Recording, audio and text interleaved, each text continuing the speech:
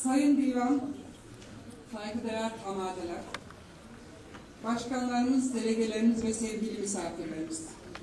Hepinize merhaba. Genel kurulumuza hoş geldiniz diyorum. Ben Göksun Çerkez Derneği Yönetim Kurulu Başkanı Nihal Arslan. Bildiğiniz üzere bölgemize 6 Şubat tarihinde büyük felaket yaşandı. Yaralarımızı halen sarmaya çalışıyoruz. Maddi manevi çok büyük kayıplarımız var.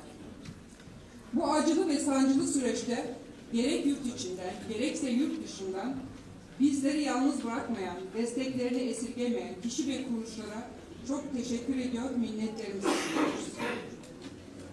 İlk günden bu tarafa bizlerin yanında olan ve halen bizlerin her türlü ihtiyacına koşturan kişi ve kuruluşlar var. Onlara da çok teşekkür ediyoruz. Allah'tan böyle bir felaketi hiçbir bölgemizde yaşanmasını dilemiyorum. Allah bizlere tekrar yaşatmasın diyor. Bizler bu felaket sonrası dünyanın dört bir yandan hemşerilerimizden gelen yardım ve desteklerle yaralarımızı sarmaya çalışırken farklı bir problemler karşımıza çıktı. KAFET Yönetim Kurulu üyeleri, onların aracılığıyla bağlantı kurulan bileşenleri tarafından bölgemizde çok büyük sıkıntılar yaşatıldı. Bizler bir taraftan depremzedelere yardım için çırpınırken maalesef bir taraftan da kasap et derdinde mantığı ile çalışmalarımızı aksatan bu kişiler ve yansımalarıyla uğraşmak zorunda kaldık. Maalesef bunun neticesinde bölgemizde iki başlılık oluştu. Çatı örgütümüz olan KAFET'in bu olaylar esnasında birleştirici bir tutum izlemesini beklerken farklı kişilerin söylem ve etkileriyle bölgemizdeki insanları ve yardımları bölmesine neden olduğunu üzülerek gözlemledik. Tam bu sorunları atlattık, genel kurulumuzu yaptık. Hatta daha önce askıya alınmış olan KAFET ile ilişkilerimizi normale döndüren kararı da aldık. Ancak bu süreçte Oktay Oğuz hakkında talihsiz bir olay yaşandı. Bu olay sonrası yaşananlar ise bölgemiz hemşehrilerine ikinci bir deprem, ikinci büyük bir felaket yaşandı. Başta KAFET olmak üzere bazı bölge derneklerimiz konuyla ilgili talihsiz açıklamalarda bulundular.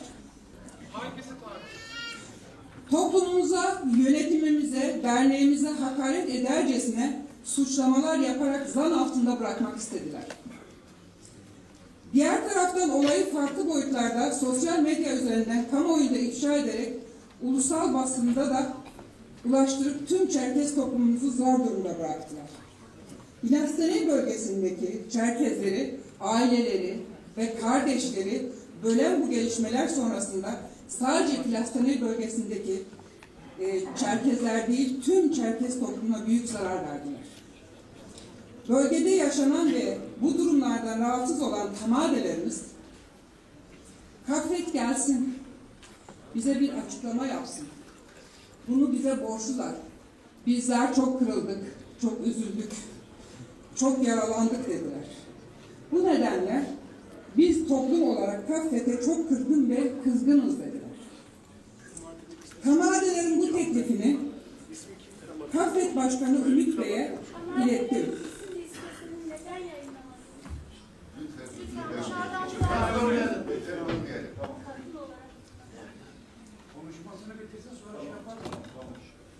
Tamadelerin bu teklifini KAFET Başkanı Ümit Bey'e ilettim. Bana bu konuyu değerlendireceklerini söylediler.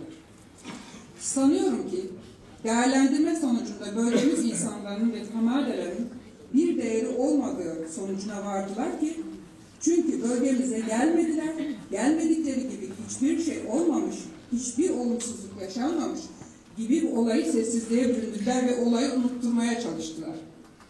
Bunlar yetmezmiş gibi geçen ay bölge derneklerimizi hiçe sayarak ve derneklerimizin haberi olmadan sözde bölge tamadeleri ki bu şahısların bazıları da daha önce dernek yönetimine talip olmuş ancak seçilememiş kişilerden oluşmaktadır. ve bazı köy muhtarlarını toplayarak insanlara para dağıttılar. Parayı verirken de bu paraların nereden geldiğini sormayın, sorgulamayın diyerek muhtarlara teslim ettiklerini duyduk. Bu paralar ne kadardı? İhtiyacı olanlara ulaştırıldı mı? Ödenen bu paralar karşılığında bir belge alındı mı? Bu konularda bilgimiz yok. Herhalde bu genel kurulda bu konu hakkında resmi bir açıklama yapılacaktır diye düşünüyorum. Daha detaylı olarak. Çünkü STK'ların para dağıtma yetkisi ve şekli belli bir düzen içinde yapılmaktadır. Biz Göksun Çerkez Derneği yönetimi olarak vicdanımız el vermediği için bunu ibra etmiyoruz. Bunlardan sonra Kaffet yanına Kafkas Vakfı'nı alarak yine bölge derneklerini, yönetimlerini yok sayarak yine sözde kamadeleri ile birlikte deprem sonrası yardım eden insanlara bu kişilerin tespiti ne oranda doğru yapıldı anlayamadık, yemek verip plaket vereceklerini açıkladılar. Bu olay organize edilip kamuoyuna açıklandıktan sonra Ümit Başkan, biz dernek başkanlarıyla dalga geçercesine Kahramanmaraş, Afşin ve Göksun dernek başkanlarına WhatsApp üzerinden birer davetiye gönderdi. Bu davetiyeyi daha sonra Başkanlar Kurulu'nda sundu.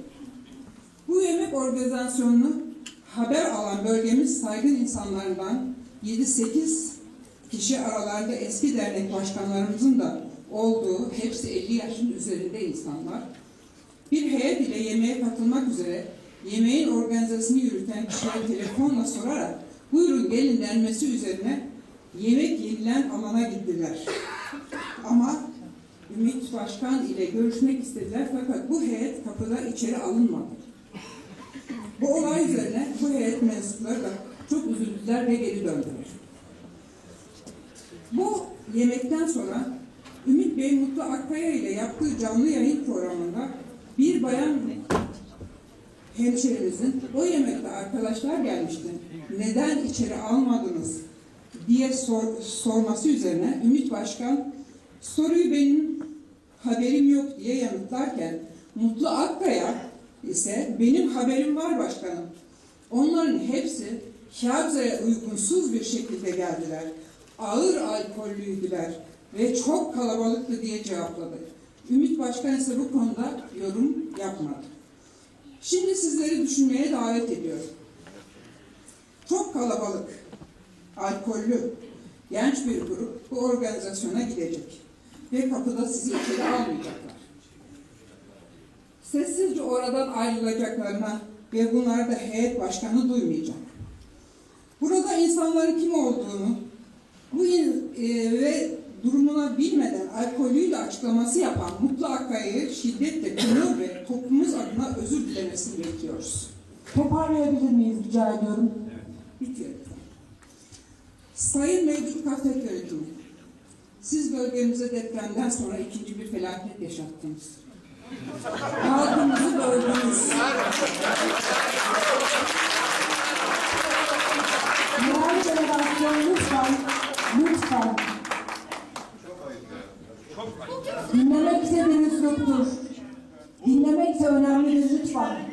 Sizleri biz böyle mi dinledik? Şu an yanlış yaparsınız.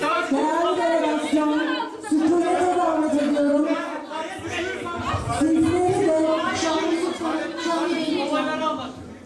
lütfen oturur musunuz? Lütfen. Terbiyesizlik bu. Lütfen. Terbiyesiz arkadaşlar. Sensin. Şamil Bey Lütfen. Demesini bileceksin önce. Şamil Bey lütfen. Değerli büyüklerimiz lütfen. Mutlu Bey lütfen. Çok övündüğümüz Çerkes nezaketini hatırlamaya davet ediyorum lütfen. Lütfen. Her yaşı büyük tamade değil vallahi. Tamam. Nihal Hanım. Ne söylerse söylesin. Sonuna kadar dinlemek zorundasınız. Edebini dinlediklerini sonra dinleyin. Dinleyin. Nihal Hanım'ın konuşmasını kesmeden dinleyelim. Nihal Hanım'ın konuşmasını kesen bence yanlış yapıyor. Nihal Hanım siz konuşmanıza devam eder misiniz lütfen? Ama tamamlamanızı rica ediyoruz. Lütfen bir müsaade edin. Yazınızı güncelleyin. Başkan gereken bütün açıklamaları yaptı. Özellikle başkan. Lütfen bir susar mısınız? Lütfen. Onlar açık ve nettir. Belgeleriyle her şey ortadadır. Onur. Onur Bey rica ediyoruz. Onur Bey. Onur Bey lütfen divan işini zorlaştırmayalım. Lütfen. Lütfen.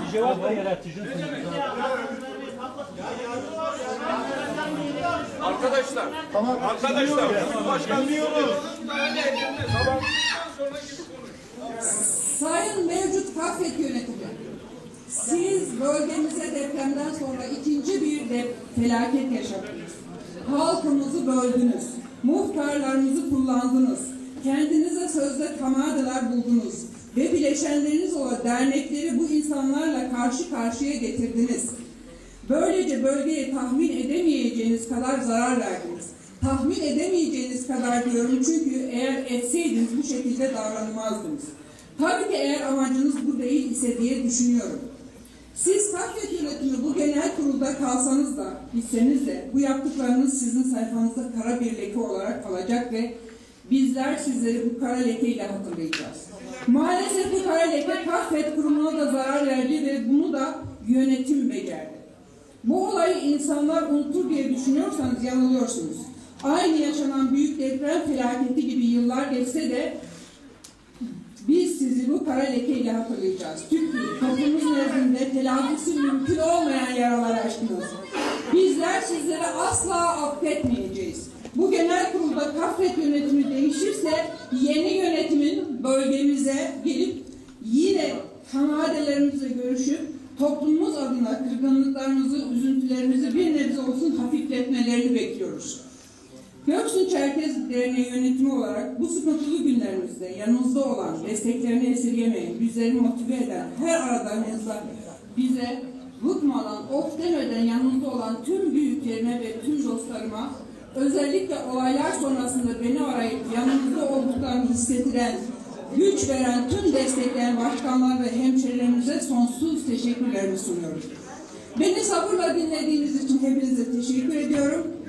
Sorularınız varsa da divan müsaade ederse cevaplarım. Çok teşekkür ediyorum.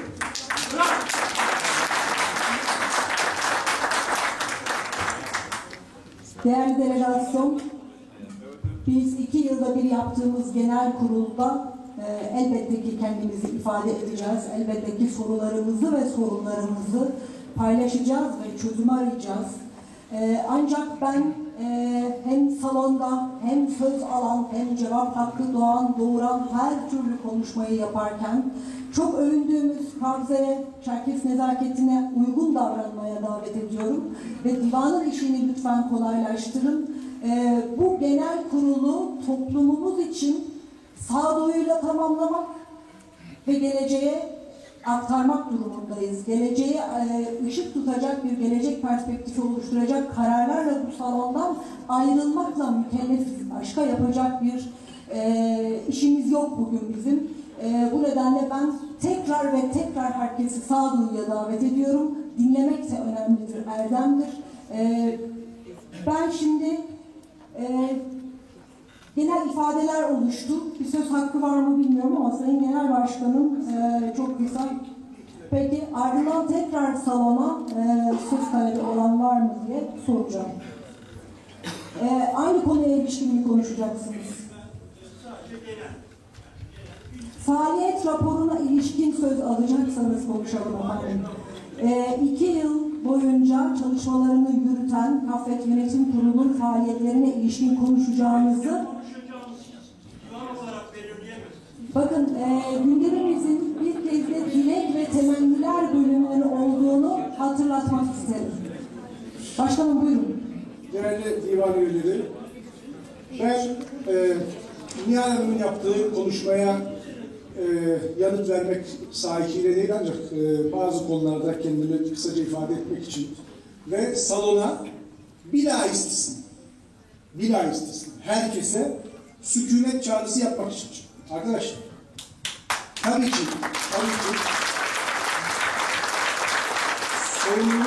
sorumluluk makamında olan bizler eleştirileceğiz.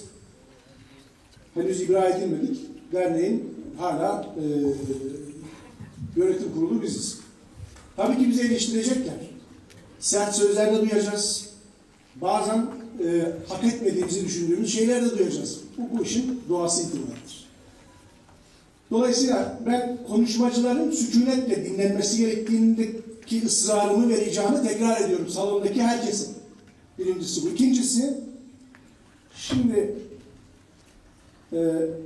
sözlerimizi seçerken meramımızı ifade etmekle itham etmek arasında ki kısa çizgiyi lütfen koruyalım. Nihal Hanım meseleyi kendi zaviyesinden ele aldı.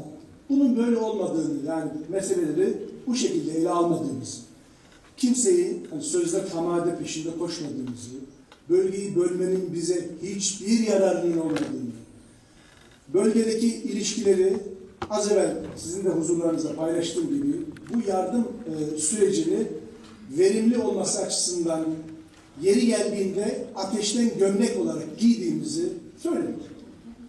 Bunun federasyonun bazı bileşenleri tarafından, bazı kişiler tarafından böyle okunmuş olmasını da kendilerinin takdirine bırakıyorum. Hani bizi kişi olarak nasıl anacakları, nasıl hatırlayacakları onların kişisel tercihidir. Biz kendimizi toplumun önüne, toplumun huzuruna, federasyonun, genel kurulun huzuruna koyduk. Herkes vicdan muhasebesiyle bizi bir yere koyacak. Aklar, aklamaz, onların bileceği işte. Biz vicdanen ne Göksu'nun bölünmesinden, ne Göksu'nda bir sıkıntı yaşanmasından, ne derneğin zor durumda kalmasından hiçbir fiziki ya da moral çıkar sağlayamayız arkadaşlar. Bu süreç zor bir süreçti. Zor bir süreç yürüttük. Birbirimize söyleyeceğimiz şeyler var idi, onları söyledik. Şimdi bundan sonra kalan bunun muhasebesini yapmak olmalı. Bunun kavgasını şimdi burada vermenin hiçbir manası yok. Hiçbir manası yok. Dolayısıyla yeni konuşmacıların rica ediyorum yeni tartışmalar, yeni bağırışmalar, yeni ithamlar yaratmadan ortaya koyduğumuz çalışmaya dair görüş belirtmelerini rica ediyorum. Bu konuda divanın da tutumunu son derece sağduyulu buluyorum. Söylenen şeyler konusunda aslında biz nerede durduğumuzu az evvel gerek benim konuşmamda gerekse faaliyet raporunda sunmuştuk. Bunun üzerine söyleyeceğimiz çok fazla bir şey yoktur. Teşekkür ederim.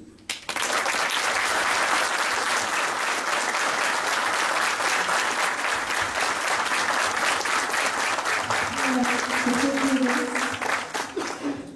Şimdi divan olarak almış olduğumuz bir görev var. Genel kurulu sağlıkla sonuçlandırmak ve gerekli kararları almak gibi bir görevimiz var burada 4 arkadaş. Sizin tarafınızdan görevlendirdik. Dolayısıyla genel kurulun akışına ilişkin, sağlıklı ilerleyişine ilişkin belli kararlarımız olabilir. Divanın görevine lütfen müdahale edilmesin salondan. Bu hatırlatmayı da ayrıca bir rica ile birlikte yapmak istiyorum. Ben iki görüş dile getirildi. Herkesin kendisini ifade ettiğini de düşünüyorum aslında. Bu müdahaleyi de bir antidemokratik konuşmacılara müdahale olarak lütfen anlamayınız. Sadece sağlıklı bir akış sağlamaya çalışıyoruz. Bu vesileyle tekraren yönetim kurulunun faaliyetleriyle ilgili söz almak isteyen lehte ve aleyhte konuşmacılarımız var mı? İlk olarak Vacip Bey söz talebinde bulunmuş idi. Vacip Bey.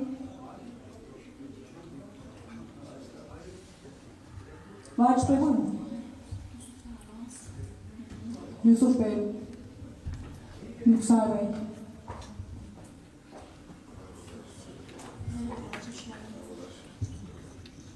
Herkese yürekten selamlıyorum. Dün arkadaşlar ilk toplantı başlarken buzu kıralım demişlerdi. Buz kırılmamıştı ama birdenbire biraz fazlaca mı kırıldı? Ne oldu? Sinirler epey bir gerildi herhalde. Burada herkesin birbirine tahammül etmesi lazım. Her ayrı görüşe ayrı bir değer vermek lazım. Ben olaya böyle bakıyorum. Bu işin içerisinde emek veren, gönül koyan, bugüne kadar bir bardağı kaldırıp öbür tarafa koyan her kim varsa hepsinden Allah razı olsun. Geçmiş emekler yadsınmamalı, geçmişe bir parça saygı duymalı. Değerli Başkanım biraz önceki konuşmasında şunu söyledi. Biz dedi Dünya Çerkez Birliği toplantısında 18 yıllık bir yarayı kapattık dedi. Şimdi burada yapılan olağanüstü genel kurulda alınan bir karar vardı. Neydi bu karar? Var ise hukuki sorunların giderilmesini, Dünya Çerkez Birliği ile ilişkilerin geliştirilmesini diye bir yetki verildi. Ve bu yetkide Sayın Genel Başkan bir konuşmasında şunu söyledi. Dedi ki bu genel kurulda benim istemediğim bir karar dahi çıksa ben bu kararı alacağım ve Dünya Çerkez Birliği'ne gideceğim dedi. Genel Başkanımız burada. Gitti mi gitmedi mi soruyorum. Sayın Genel Başkan, kardeşim olarak, arkadaşım olarak, genel başkanım olarak sizlerle gurur duyuyorum. Tarihe geçtiniz nasıl biliyor musunuz? Ana vatana gitmeyen ilk genel başkan olarak tarihe geçtiniz. Bütün faaliyet raporlarını okuduk. Abhazya candır. Abhazya hepimizin vatanıdır, hepimizin yüreğindedir. Ancak bir tanesinde bir gençlerin gittiği şeyle ilgili, kampla ilgili şeyin dışında ben bir Naykop seyahati, bir Karaçay-Çerkez seyahati, bir Karadağ-Balkar seyahati ben göremedim. Bizim ilişkilerimiz dışişleri tabiriyle maslahat güzarlık seviyesine inmiştir. Diaspora ile ana vatan ilişkileri maslahat güzar seviyesine inmiştir. Yeni yönetimden benim talebim bunu acilen yeniden Dünya Çerkez Birliği ile ilişkileri yeniden başkanlık düzeyine taşımak olmalıdır. Sayın Genel Başkan şunu söyledi. Dedi ki 18 yıllık yarayı kapattık dedi. Arkadaşlar etmeyin tutmayın. O toplantıya Yıldız Şekerci gitti. Videolarda var. Bunu çok rahatlıkla alıp dinleyebilirsiniz. Dünya Çerkez Birliği o kararla şunu diyor. Türkiye'deki kardeşlerimizi kırmamak için hadi buyurun bir kez daha el kaldıralım diyor. Bütün videoları izleyebilirsiniz. Yani Dünya Çerkez Birliği'ne üyeliğimiz o gün onaylanmadı bizim. Eğer bunu böyle hala savunmaya devam ederseniz işte bu kırgınlıklara sebep olan yerlere buradan gidebiliriz. Çünkü orada alınan kararda şunu söylediler. Zaten üyemizdi. Madem Türkiye'deki kardeşlerimiz bunda ısrar ediyorlar, bir kez daha el kaldıralım dediler ve kaldırdılar. Dünya Çerkez Birliği'ne yani 18 sene sonra üye olmadık. Eğer bunu dersek 18 sene içerisinde o Dünya Çerkez Birliği içerisinde çaba sarf eden, o Dünya Çerkez Birliği'ndeki görüşlerini dile getiren, delege olan insanlara saygısızlık yapmak oluruz. O insanlar orada maraba değildi. O insanlar oraya gittiler. Dünya Çerkez Birliği'nde Türkiye'nin 5 tane yönetim kurulu üyeliği vardı. Bir tanesi genel başkanlık olmak üzere. Bu nereden çıkmıştı? Deterjandan çıkmıyordu. Üye değilsek nereden çıkmıştı? Yani söylemek istediğim 18 yılın sonunda biz üye olmadık. 18 yılın sonunda bir inat uğruna bir genel kurul kararı sonrasında birazcık da bıyık altından gülerek hadi bir kere daha onaylayalım dediler. Onu onayladılar. Bu herhalde olmuştur. Eleştiri şeklim herhalde olmuştur diye düşünüyorum. Kırmadan dökmeden yapmaya çalıştım. Bundan sonraki arkadaşlar da böyle yaparlarsa inanın çok sevineceğim ama benim gördüğüm en büyük eksikliklerden bir tanesi ana vatana bir ziyaretin yapılmamış olmasıydı. Bunun altını özellikle çiziyorum. Hepinizi saygıyla selamlıyorum.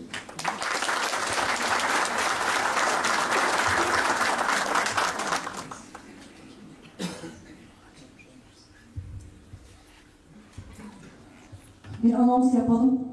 38 Ankara, Bursa, Urfa. Abu 885 plakalı araç lütfen acilen yerinden çıksın aracının. Teşekkür ederiz. Kemalettin Bey söz talebiniz geçerli mi efendim?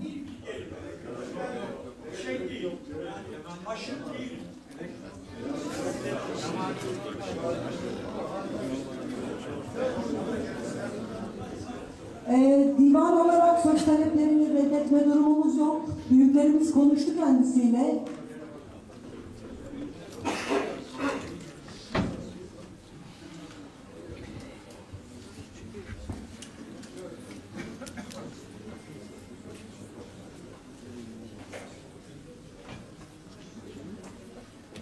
Tüm delegasyonu saygıyla selamlıyorum öncelikle. 8 yıldır buraya geliyorum, oturuyorum. Sessiz bir şekilde de dağılıyoruz biz. Oyunumuzu veriyoruz. Ne olduğunu da yolda öğreniyoruz. Ve Türkiye'nin diğer bir ucundan geliyoruz. Şimdi biz geçtiğimiz 2 yıl önce burada bir takım konuşmalar yapıldı. Bu mevcut yönetim arkadaşlarımız hepsi tek tek konuştular. Bunlar daha önceden ayarlanmıştı konuşmalar. Üstü örtülü, üstü kapalı, bir sürü şeyler söylendi. Hamadelerimizin kalbi de kırıldı. Bunu biz burada hissettik. Ama onlar hiçbir şey söylemediler. Bir şey söyleyeceğiniz zaman sayın delegasyon hamadeleri hemen öne atıyorsunuz. Ben konuşmamak için. Hamadeleri önümüze atıyorsunuz. Olmaz. Bir, ikincisi ya bir bayan, ben tanımam, arkadaşı da tanımam yani. Ben delegasyonum, tamamen tarafsızım. Onu rezil etmenin yürüyüşlerini yaptınız burada. Sizi kınıyorum. Kınıyorum. Ben sadece görevimi yaptım burada. Delegasyonum sadece. Teşekkür ederim. Evet. Teşekkür ederiz. Sayın Yusuf Taymaz, buyurun. Yüksel Nuri Güneş ve Sedat Sürücü söz aldılar.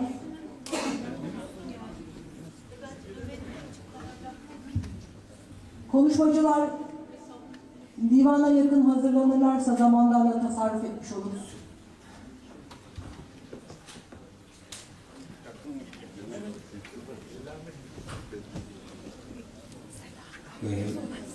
Sayın başkanlar, sayın delegeler, hepinizi saygıyla selamlıyorum. Onu da saygıyla selamlıyorum.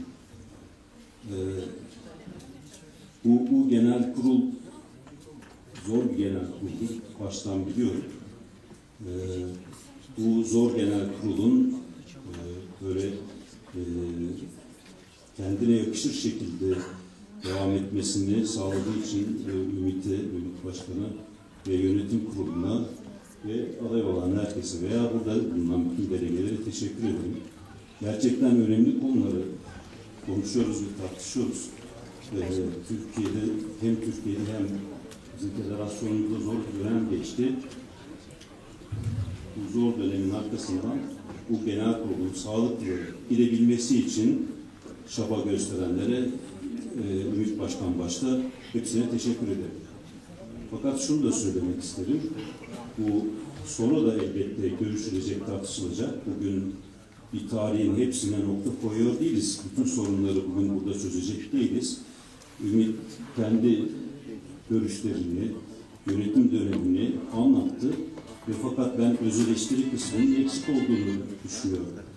Yani kendisine ve yönetimine karşı yapılan eleştirileri burada değerlendirdi. Onlara saygı duyuyorum. Fakat bir öz eleştiri kısmının da eksik olduğunu düşünüyorum. Hiçbir öz eleştiri duymadım yani. O ne demek? Bunları biz de eleştirebiliriz demek. Şu anda eleştirebiliriz. Gelecekte de eleştirebiliriz ki eleştireceğiz. Çünkü bunlardan siyaset çıkaracağız. Bu toplum nasıl olacak, nasıl gidecek, onları konuşacağız. Yani bu iki dönem çalışan yönetim kurulumuzun çalışma programı içinde yaptığı çok önemli ve çok iyi çalışmalar var. Onları gelecek yönetimin devam ettireceğini düşünüyorum. Ve bu yönetimle beraber çalışan bütün kadroların devam etmesi gerektiğini de düşünüyorum. O çalışmalara bir fiil, yoğun bir şekilde katılmaları gerekir ki başarıya ulaşabilelim. Herkesi kucaklayabilelim. Ama başarısız olduğu yerler var. Yani zaten bu nedenle muhalefet ediyorum. O başarısız olduğu yerleri de eleştireceğiz ve yeni yönetim kuruluna da önereceğiz. Böyle çalışırsan başarılı olursun diye. Onlar da bunları yaparlarsa onları takdir edeceğiz. Onların da eksikleri olursa onları da eleştireceğiz. Yani siyaseten bir kırılma noktasında olduğumuz değil, bir gelişme noktasında olmamız gerektiğini düşünüyorum. Ümit'in konuşmasının başında çok iyi bir giriş vardı. Değişim üzerine. Değişim gerçekten bütün toplumlar için hem zorunludur, hem istesek de istemesek de olan şeydir. Değişmeyen bir şey var mı? Dünyada her şey değişiyor. Fakat bu değişim içinde bizim nasıl pozisyon aldığımız çok önemli. Dünyada Ben birçok şeyin kötü gittiğini düşünüyorum. Yani bugünkü toplantıda da söyledim. Dünya 1980'den itibaren 1980 Türkiye'de 12 Eylül darbesidir. Gerçekten sinirli gibi ezdi hepimizi. Türkiye'de değil ama yalnızca bütün dünyada Thatcher'la Reagan'la başlayan bir değişimdi. Bu değişime nasıl duracağımızın yol ve yordamlarını da tam olarak bilmiyoruz. Bu süreçleri çalışacağız diye düşünüyorum. Hepinize saygılar sunarım. Teşekkür ederim. Teşekkür ederim. Sayın Yüksel Nuri Güneş, buyurun.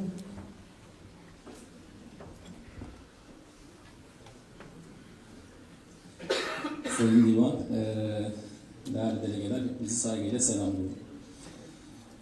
Bir baba okuldan, üniversiteden yeni mezun olan kızını yanına çağırır, iş hayatına yeni başlayacaktır çocuğu. Der ki, sana garajda duran eski arabamı hediye olarak bırakıyorum der.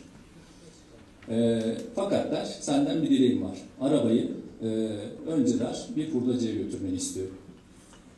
Kız çocuk babasının istediğini yapar, arabayı hurdacıya götürür, fiyatını öğrenir, gelirler babasına, baba hurdacı arabaya 10.000 lira değer biçti der. Baba der ki, arabayı bir otogalericisine götür, ondan değer al. Aynı şekilde kız götürür, ondan bir fiyat alır. Geri gelir, arabanın değerinin 25.000 lira olduğunu söyler. Baba der ki, arabayı bir antika oto eksperine götür der. Kız çocuk bunu da yapar. Heyecanla eve gelir, babasına der ki, baba, oto ekspertizi yapan kişi, eksperi, arabanın 67 model bir Mustang, Ford Mustang olduğunu, çok kıymetli olduğunu ve 15 milyon TL değeri olduğunu söylediler. Baba buradan hareketle kızına der ki, kızım hayata başlayacaksın. Sana bu söylediğim şeyi yapmanı istememin bir sebebi vardı. Değerinin bilindiği yerde olacaksın dedi. Senden der, değerinin bilindiği yerde olmanı rica ediyorum. Değerini bilen insanlarla beraber olmanı rica ediyorum der. Şimdi değerli hazırım, bizim içimizde çok kıymetli insanlar var. Bunlardan bir tanesi Ümit Dinçer. Ben çok uzun zamandır tanıyorum kendisini. Lütfen kendisine hurdacı, tırnak içinde meslek grubu olarak küçümsediğim için söylemiyorum, hurdacı bakışıyla bakmayalım. Antika oto ekspertizinin baktığı gözle bakalım ve ona değerini verelim. Bu yaklaşım bizi ileri götürmeyecektir. Yani değerlerimizi bu şekilde aşağı çekmeye çalıştığımız zaman kaybeden kurum olarak biz oluruz. Ben o manada MİT Başkanım burada değil, MİT Başkanım ve yönetim kurulu arkadaşlarının faaliyet raporlarını ortaya koydular. Çalışmalarını yakından da takip ettim. Bazılarının içerisinde de olduk. Çok önemli çalışmalar yaptığını düşünüyorum. Çok vizyoner çalışmalar yaptığını düşünüyorum. Dolayısıyla kendilerine teşekkür ediyorum. Kendileri bizim 66 model, 67 model Ford Mustang'imiz. Bu değeri teslim ediyoruz.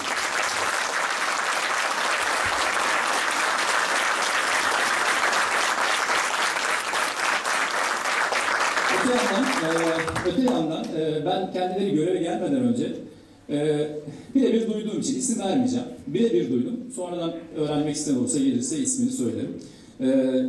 Göreve geldiklerinde anavatanla ilişkilerimizi koparacaklar.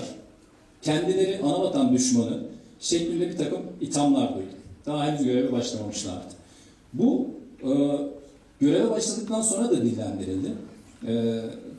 Yine isim vermeyeceğim. Dün burada toplantı sonrası konuşurken ama dedi onlar evet öyle. Çünkü aralarında işte şu görüşe sahip yönetim kurulu üyeleri de var dendi. O görüşün de adını dillendirmeyeceğim. Canberk arkadaşım uyardı beni, dillendirme dedi. Yani farklı görüşten, farklı fraksiyonlardan insanların bir araya geldiği bir grup anavatan düşmanı diye dillendirilebiliyorsa yeni oluşan yönetim kurulundaki isimlerin Instagram sayfalarına baksınlar. Orada da o itham ettikleri kişi gibi o görüşte olan insanlar olduğunu görecekler. Yani birebir eğer benimle gelirseniz ben ne demek istediğimi anlatacağım. Burada çok açık konuşmak istemiyorum. Onun için lütfen gençler burada dün söz aldılar. Hepsi dediler ki önümüzü açın. Yaşlılar bunu muhtemelen, yaş almışlar bunu muhtemelen yanlış anladı. Yani biz olmayalım mı? Hani gençlerin önünde tecrübemizi paylaşmayalım mı dediler. Tecrübe paylaşımı ile affedersiniz sırtınızda deve hörgücü gibi taşıdığınız bagajlarınızı gençlere aktarmak arasında fark vardır. Lütfen gençlere tecrübelerimizi aktarıyoruz diye kendi konularınızı aktarmak lazım.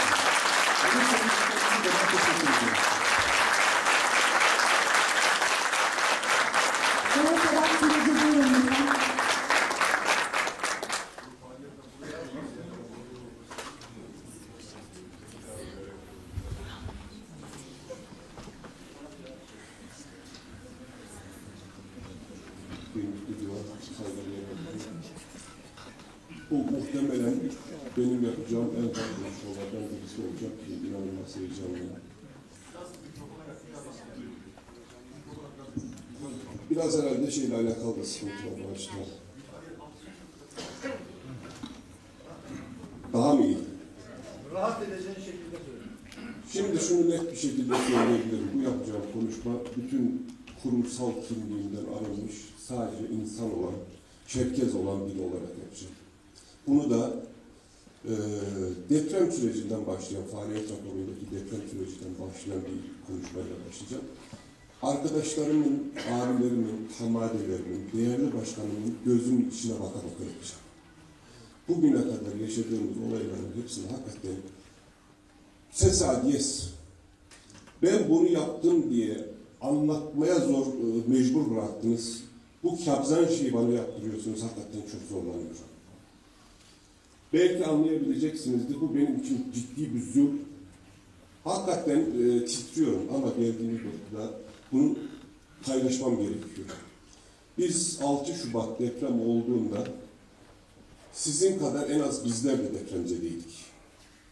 Ama şunu net biliyorum, birçok arkadaşım biliyor ki ben deprem olduğu an yola çıktım. İkinci Göksun depremi olduğunda sizin birçoğunuz orada değilken ben Göksun'a yetişmiştim. İkinci Göksun depremini ben Göksun'da yaşadım. Yapmayın. Şimdi bu anlattıklarımın size bir katkı sağlayacağını düşünmüyorum ama konudan konuya geçiyorum. Lütfen duygusallığıma verin. Hata edecek olursam da şimdiden affınıza sığınıyorum. Dün saat 1'den beri ben bu genel kurul salonundayım. Dün yapılan konuşmaların tamamını sadece 2 tane gencimizin yaptığı konuşmalardan ibaret olarak düşünmek istiyorum, öyle görmek istiyorum. Benim için en kıymetli konuşmalar o 2 gencimizin yaptığı konuşmalardır. Yani gençlerimiz diyor ki gelişim, gençlerimiz diyor ki değişim, gençlerimiz diyor ki inovasyon, hamadelerimiz, sayın büyüklerimiz diyor ki camcı dükkanına girmeyin. Yani geldiğimiz noktada bu kadar ayrışmışken, bu kadar kutuplaşmışken bizim söylediklerimizin de vallahi size bir fayda sağlamayacağını ya da sizin düşüncelerinizi değiştirmeyeceğinizi biliyorum. 1. Biz deprem bölgesine gelirken hepimiz insani duygularla yola çıktık. Ama örgütlü yapının gerekliliğinden dolayı çok hızlı bir şekilde örgütlendik ve elimizden gelen bütün gayreti gösterdik. Bunu yaparken de ne Glassen'i diye ayırdık, ne Uzun Yaylalı diye ayırdık, ne de başka bir şekilde bir ayrıma girdik. Şu an gördüğüm birçok insanı ben o dönem görmedim. O dönem Oktay Bey vardı. Dün konuşma yapan bir arkadaş bahsediyor, eli titreyerek bahsediyor. İkilem arasında kalmış, vicdan azabıyla konuştuklarının arasında ezilerek konuştuğu için şey yapıyorum. Oktay orada yalnızdı. Ben hiçbirinizi görmedim. Madem bu kadar seviyordunuz, sahip çıkıyordunuz da 84 yaşında annesi vardı, teyzem vardı yanında ya. 2 gün boyunca arabada gezdirdi ya. Siz değerli büyüklerim neredeydiniz o zaman? Biz bu süreci işin başına geçtiğimizden sonra Kaffet tarafından gelen koordinatör olarak nitelendirildikten sonra sıfat alındıktan sonra vallahi biz kime ne yardım yapabiliriz? Tek derdimiz oydu. Sayın Profesör Ümit Dinçer, değerli yöneticiler, ben sizlerle bu süreçte çalıştığım için, sizleri tanıdığım için vallahi onur duyuyorum, gurur duyuyorum. Liyakat sahibi bir yönetimin o süreçte nereye yapabildiğini ben çok birebir şahit oldum. Hiçbiriniz orada olmadığınız için -27 derecede Dışarıda sadece siren yanan araçlar ve sizin araçlarınız olduğu bir süreçte yapılan hatalar eleştirmeye hakkınız yok. Sonraki süreçte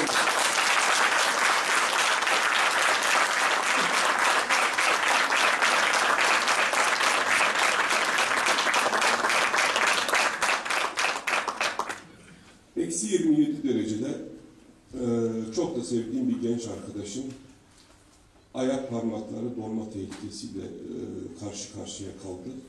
Hakikaten çok güzel işler ortaya koyduk. Yani şimdi geldiğimiz noktada sonraki süreçte kabahat bulmak, bahane bulmak, birilerini haksız yere suçlayabilmek için bu gösterilen çaba, özveri o dönem gösterilmiş olsaydı toplumun bu afet karşısında yakaladığı birliktelik hala devam ediyor olmuştu. Parmağı donan çocuğumuz, donmak üzere sıkıntıya giren çocuğumuz, açlıktan dolayı sırt üstü düşen, bayılan çocuğumuz, vallahi bunları söylemesem onların vebali sırtında kalır. Şu örgütlü yapının şeyinden bahsettim biraz önce. Arıkbaşı'ndan gelen sevgili arkadaşlarımıza değerli katkılarından dolayı vallahi sonsuz şükranlarımı sunuyorum. Tufanbeyli tarafından gelen Akpınar, Kayapınar, o köylerden gelip de bize ciddi anlamda destek veren herkese sonsuz şükranlarımı sunuyorum. Bizim burada bugün birçoğunu görüyorum. Federasyona bağlı derneklerden başkanları cansiperane aradılar, uğraştılar, ne yapabiliriz için vallahi birbirleriyle yarıştılar. Hepsi de çok çok teşekkür ediyorum. Şunu net bir şekilde gördük, biz orada kurumlarla da uyumlu bir şekilde çalıştık ama Ankara Başkanı'nın veyahut da Ankara Derneği'nin yola çıkarttığı yargı tırının olabileceği kadar profesyonel hazırlanmış, içindeki malzemelerin ne olduğu, kutularda neler olduğuna kadar detaylandırılmış bir çalışma yapıldı. Hiçbirimiz bu konuda profesyonel. Lütfen toparlayabilir miyim Serhat Bey? Başkanım, çok özür diliyorum ama biraz önceki şeyde de müsaade istedim sizden hakikaten. Yani bir iki dakika daha tolerans istiyorum. Şimdi geldiğimiz noktada ben dernek başkanlarımıza teşekkür ettim. Sonrasında bizim kalbimiz çok mu kırıldı? Vallahi çok kırıldı. Biz madem bunu gündeme getirdik net. Ben Fatih Bey'i ilk defa Başkanlar Kurulu toplantısında gelip bana kayyum dediğinde gördüm. Deprem sürecinde görmedim. Ama benim Uzunyayla'dan gelen, benim üyesi olduğum Kayseri Kafkas Derneği ve her zaman gurur duyduğum Kayseri Kafkas Derneği'nin gençlerine kayyum diyen bir arkadaş, ya keşke orada işin ucundan tutmuş olsaydı. Ama çok enteresan bir taktik var. Dün bugün de bunu görüyoruz. Söyleyeceklerini söylüyorlar. Bir şekilde toplumu ayrıştırmaya sebep oluyorlar ama bunları söylemenin, bunları konuşmanın gereği yok. Bu bir siyaset olsa gerek, yani şey yok. Biz kayyumla nitelendik, sıfatlandırıldık. Vallahi öyle bir niyetimiz var mıydı? Yoktu.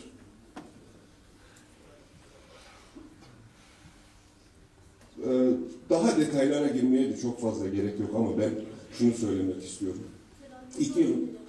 2 yılın sonuna geldiniz. Ben gözünüzün içine baka baka söylüyorum. Bizler, sizler tanıdığımız için, hakikaten sizlerle çalışma fırsatı bulduğumuz için onur ve gurur duyuyoruz. Çok teşekkür ederiz.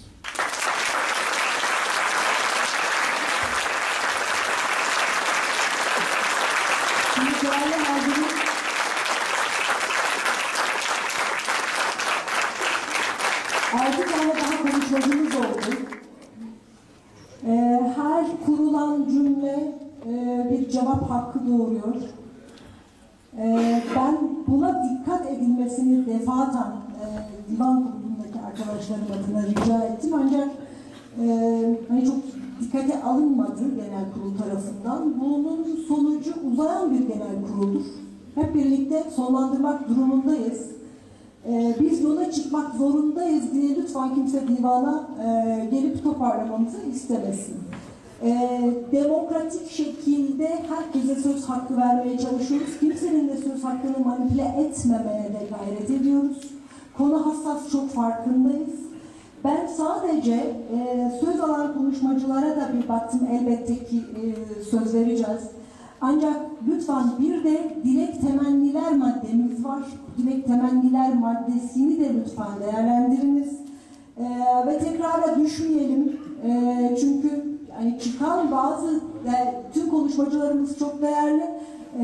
Ancak çok haklı olduğuna inanan bütün söz alan kişilerin delegasyonun tekrara düşerek zamanımızı doğru kullanmamız yönünde engel teşkil etmemesini özenle rica ediyorum. Bu girişten sonra Şamil Yağan'ı davet ediyorum. Adınızı bilmiyorum.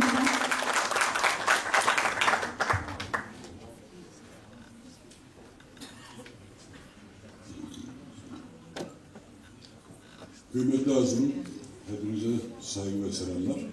Şimdi göreve geldiğimiz günden beri biz bir şeyi savunduk.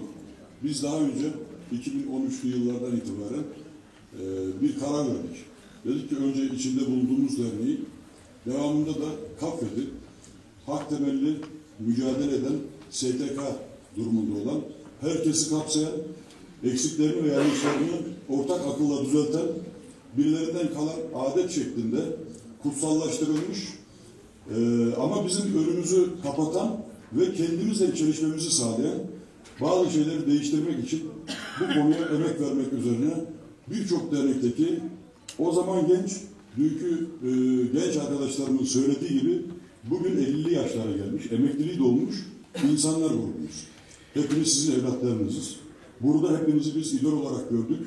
Yıllarca ben Vacit abinin Ankara Derneği Başkanı olması için Kayseri'den gelip çalışmıştım değil mi abi? Hatırlarsan. Cihan abi aynı şekilde değil mi? Kaç yıldır tanıyorsunuz abi bizleri? 89 yılından beri bu derneğin içindeyiz hepimiz. KAFED'in kuruluşunu sizler yapmış olabilirsiniz. 89 yılında Kayseri'de açıldığından beri oradayız. Sizin için dünkü olabilir. Ama bizim de hayatımızın başladığı günlerdi belki de. O günden bugüne hayatımızın önceliği Çerkezlik, Kafkasyanlık, örgütümüz ve bizim toplumumuz. Bunun için çaba sarf ediyoruz. Biz Amerikan ajanı değiliz. Biz Ukraynacı değiliz. Biz Rusçu da değiliz. Rus düşmanı da değiliz.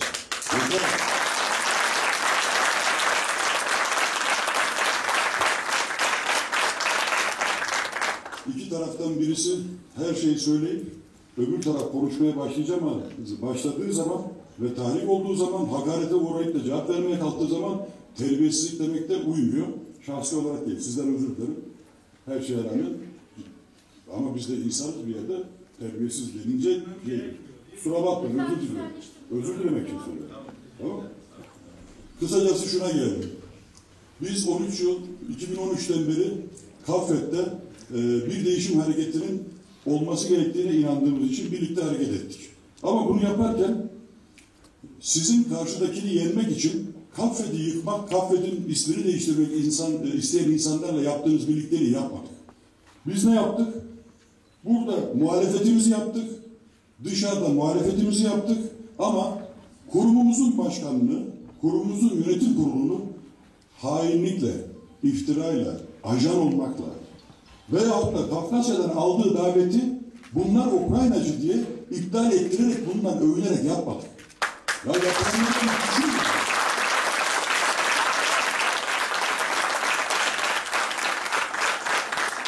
Ben şunu görüyorum. Bugüne kadar buradaki insanlar, sizler de dahil hepimiz, ailelerimizden, kesemizden, geleceğimizden, her şeyimizden keserek, arttırarak bir şeyler yapmaya çalıştık. Aramızda şu anda eşi ameliyat olmak için hastaneye yatmış hala burada duran arkadaşlarımız var. Sizlerin de vardı cenazesini bırakıp verenler. Az önce konuşan Sedat annesini kaybedeli 4 gün olmuştu.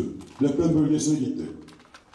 Bunlar ajitasyon olsun diye. Bir insanın yaptığı iyiliği anlatmak kadar, yaptığını anlatmak kadar şu toplumda utandığı bir şey olamaz. Onurlu insanlar için. Söylemiyoruz diye, yani bu kadar üstüne gelinip de para yemekten başlayıp her şeyle suçlandık. Konudan konuya atlıyoruz. Niye? Çünkü duygusalız. O kadar birikti ki. Şunu anlatayım ben. 6 Şubat sabahı ben Kayseri Şeker'de çalışıyorum. Fabrikamın imkanlarıyla 140 kişiyle yanımda kalifiye elemanlarla beraber ben Erecek depremine Mahmut Bey köyünün orada yakalandım. Ve oradan da Erecek'e gittik. En çünkü sıkıntılı yer orasıydı. Erecek deprem üssü orasıydı. Ve ben orada 5 gün 6 gün boyunca Erecek'te çalıştım. Oranın da AFAD tarafından da görevlendirildim devamında. Çünkü adam olmadığı için. Oradaki köylerdeki birçok kişi de görmüştür. Belki tanır, belki tanımaz. Rica ediyorum. Bu kadar bir şey olsun. 2 dakikamı daha alabilir miyim? Zaten bir daha demeyeceğim. Yani Basit bir cevap. Evet. 180 tane cenazeyi, 6 tane canlıyı enkaz altından çıkaran bir ekibin içerisindeyim. Bu sırada gelip geçerken hep Çerkezköylerinden geçiyorsunuz. Erecek olan en sonunda. Bilenler bilir, yoksunlar iyi bilirler. Çardak tarafından gittiğiniz zaman değil mi? Tombak'tan öbür taraftan Kamışlık'tan çıkış var falan. Buradaki insanların birçoğu oraya adım adım gidiyor. Sokak sokak. Hangi yol kapanırsa nereden geçilir, kar yağdan nasıl gelir hepsini biliyoruz abi. Tamam mı? Ve ben bu sırada birinci gün akşamı hasta götürürken bir baktım ki bizim uzun yaralıları orada görünce Allah Allah bunlar nerede dedim. Kafa çünkü kalmıyor o şeyde. O günden itibaren oradaydı insanlar. Yani o günden itibaren orada olup cebinden ne kadar harcadığına dikkat etmeden can siparişine çalışan insanlar buraya çıktınız. Bizim orada ikinci bir deprem yaptırdınız. Söylemediğinizi bırakmadınız. Ya Bekir abi ayıp değil mi? He? Bu ne işi abi? Öyle değil mi abi? Bunlar söyledi mi? Sen görmedin mi abi bizler orada? Beraber çalışmadık mı? Yani Atilla Mutlu alkış. Tamam alırsın. Cevap hakkım da var. Her şeyi söyleyebilirsin. Şunu söylüyorum. Biz Oktay denilen zevatla aramız neden bozuldu biliyor musunuz? Daha depremin ikinci günü gelen yardım almaya gelen kişi bu benim kafamı kırmıştı. Ben buna yardım vermeyeceğim dediği için aramız açıldı. Bunu yapamazsın dedik ya. Bugün bunun günü mü dedik. Ben orada yardım dağıtan bir Çeçeni hırsızlıkla suçladığı için arası açıldı buradaki gençlerin. Kendi göğsünün gençlerini dövecek oldular. Yapma dedik. Başka bir köydekileri sen Çerkez değilsin sana yardım vermeyeceğim dediği için adamlar şikayetçi oldu değil mi? Hatırlıyorsunuz. Savcılıkta ifadesi var. Zor kapattık olayı. Böyle bir şey olamaz dedik ya. Ölüm günü bugün. Bugün felaket günü. Yapma dedik. Ama yaptı. Devamında anahtarları cebine koydu. Kafasına göre yardım dağıtmaya kalktı. Bunlara karşı çıkan kendi gençlerine hakaretler etti, tehditler etti. Bizim şunu geçmemiz lazım. Ben filanca sülaledenim. Benim dedem şuydu. Ben şuyum. Ben bunu yaptım. Bunları geçelim abi. Mezar taşıyla övünme olmuyor. Onlar iyi insanlardı. Büyük insanlardı. Gerçek Çerkez'de. Biz neyiz ya? Biz neyiz? Sırf benden diye benim akrabam diye bir insanın yanlışını savunursam herhangi bir dernekte benimle aynı fikirde doğru ya da yanlış benimle aynı fikirde diye birini ölümüne tutarsam burada bilimsel mantıklı bir tartışma ortamı olmaz. 1500 kere seçim yapsak hep aynı insanlar seçilecek. Ya da onların görüşünden olanlar seçilecek. Ve sürekli birileri dışlanacak. Sürekli düşmanlaştırılacak, terörist edilecek. Militan diye söylendi burada yüzümüze. Yani dün de söylenenlerden birisi camcı dükkanına giren diye söylendi. Ya şimdi Türk tipi bir sendika vardır. Türk derken Türkiye tipi. Bir sendika, bir particilik vardır. Herkes herkese söyleyebildiğini söyler. Para yediler, o der, bu der falan. Öbürü de ona söyler. Sonra birbirlerine tekme tokat girerler. Sonra da barışırlar. Hiçbir şey olmamış gibi yeni koalisyon yaparlar. O gruplar kenara. Biz o değiliz. Sözlerimize dikkat edelim. Sözlerimize dikkat etmiyorsak karşılığının gelmesi saygısızlık olarak algılandırılamaz. Ağzımız var. Söyleyebiliriz. Burada ben utanırım ya Fatih Bey. Dün çıktı buraya. Ağlamaklı bir sesle neler söyledi? Yani şimdi arkadaşlar bir akrabamız, bir sevdiğimiz yanlış yapmış olabilir. Bu bizim zorumuza gitmiş olabilir. Kadere küsmüş, kızmış olabiliriz. Yanlış tanıyıp olayı sonradan fark edip boşa düşmüş de olabiliriz. Suç bireyseldir. Bunu şahsınıza alındınız. Bunu hırs yaptınız. Buralardan, oralardan deprem çalışmalarını karalayarak, itibarsızlaştırarak bir şeyler aklayamazsınız. Birilerini burada aklayamazsınız. Ya bir tek kişi de şunu söyledi mi acaba? Bu bahsedilen olay neydi? Oktay Bey neden ceza evine girdi? Neden hakkında bir şey oldu? Söylemiyoruz değil mi? Peki karşı taraftaki mağdurun ailesi ve moraliyle ilgili, onun sağlığıyla ilgili bir kişi konuştu mu burada? Bizim ailemiz üzüldü. Ya üzüldüğünüzü biliyoruz. Biz de üzüldük. Sizin adınıza oldu 2 dakika. Ama bazı şeyleri lütfen buradan aklamaya kalkmayalım. Bazı şeyleri aklamak için de bazı şeyleri itibarsızlaştırmak, iftiraya maruz bırakmak yapmayalım. Lütfen bak bunları yapmayalım. Hepinizin acısını anlıyoruz. Ailelerin üzüntüsünü de anlıyoruz. Yanımızdaki adamı arayıp akşam o yemeğe gideceksin. Gitme. Seni severim. Oraya gelecekler, orayı linç edecekler diyen insanlar bugün kalkıp oraya 8 kişi geldi, toplantıya alınmadı diyor. Haksız mıyız? Hakan abi, haksız mıyız? Öncesinde telefon açıyor adam, yanımızdaki... Sohbet ediyorsunuz Şamil Bey lütfen. Tamam. Söz hakkınızı sonlandırıyoruz divan olarak lütfen. Biz kimseye kasten bir yanlış yapmadık, kimseyi düşman bilmedik. Bunun buraya gelmesini de biz yapmadık. Bundan sonra da ben kendi şahsi adıma söyleyeyim. Kaffet Değişim Hareketi'nden, onlar adına da konuşabilirim herhalde. Biz Kaffet'i değiştirip daha bilimsel, daha Çerkezli'ye hizmet eden bir STK haline getirmeye çalıştık. Ama sonucunda gördük ki biz bunu yapamayacağız. Kaffet Değişim Hareketi bitmiştir arkadaşlar. Kaffet değişmeyecek. Ve size başlayalım.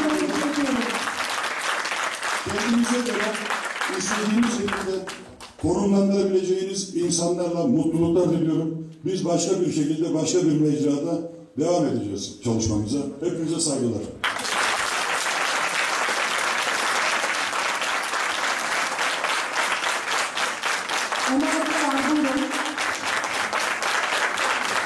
Lütfen hatiplerin kişilere hitaben isim telaffuz ederek konuşmamasını rica ediyorum. Bunu yapmadan kendimizi ifade edebiliriz diye ümit ediyorum. Buyurun.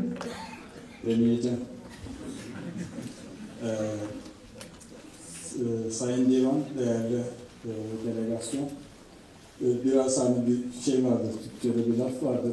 Neyi kınarsam bayrağını Allah eline verip önüne düşürüyor derler. Yönetim kurulu aday listesindeki arkadaşlarla sakın hiç kimse hiçbir şeye cevap vermesin, kürsüye çıkmayalım deyip en çok söyleyen kişilerden biri olarak şu anda kürsüdeyim. Bunun için kusura bakmayın. Tek bir şeyden çok rahatsız olduğum için kürsüye çıktım. Yüksel Başkan'ın 67 model Mustang dediği Ümit Başkan'la ben 2 yıl boyunca çok yakın çalıştım. Doğru mu? Biz Ümit Başkan'ın kıymetini biliyoruz. Ama bu toplumun tek değeri Ümit Başkan değil. Şevten yaptığımız diğer kanadelerimiz, yaşımız kadar bu topluma hizmeti olan insanları sosyal medyalarda, bizzat yönetim kurulu üyeleri de dahil olmak üzere, sosyal medyada yönetim kurulu üyesi olmayanların yazdığı, çizdiği bir ölçüde bütün arkadaşlık ilişkilerine, bütün KDH WhatsApp gruplarındaki ortaklıklarına rağmen Ümit Başkan'la bu konuda mutabıkta kaldık. Yönetim kurulunu bağlamayabilir. Ama biz bu FSP diye başlayıp da kanadeler, kılıçları hazırlayın, savaşa geliyoruz diye paylaşımları bir kenara koyuyoruz. Ama Ümit Başkan şu anda burada hesap soran yönetim kurulunun başkanı değil, hesap veren yönetim kurulunun başkanı. Gayet de demokrat, gayet de demokrat bir insan. Bu toplumun gelecekte de değeri olacaktır. Biz de birlikte çalışacağız Ümit Başkan'la. Bizden sonraki yönetimler de yararlanacak. Belki ileride inşallah daha iyi bir listeyle tekrar yönetimde alır. Çünkü yaşı müsait. Bizim şu anda içinde bulunduğumuz madde ibra maddesi. Dolayısıyla eleştirilere tahammül gösterilmesi gerekiyor. Karşı eleştirilerin yönetim kurulundan gelmesi teknik olarak da doğru değil. Burada tekrar söylüyorum.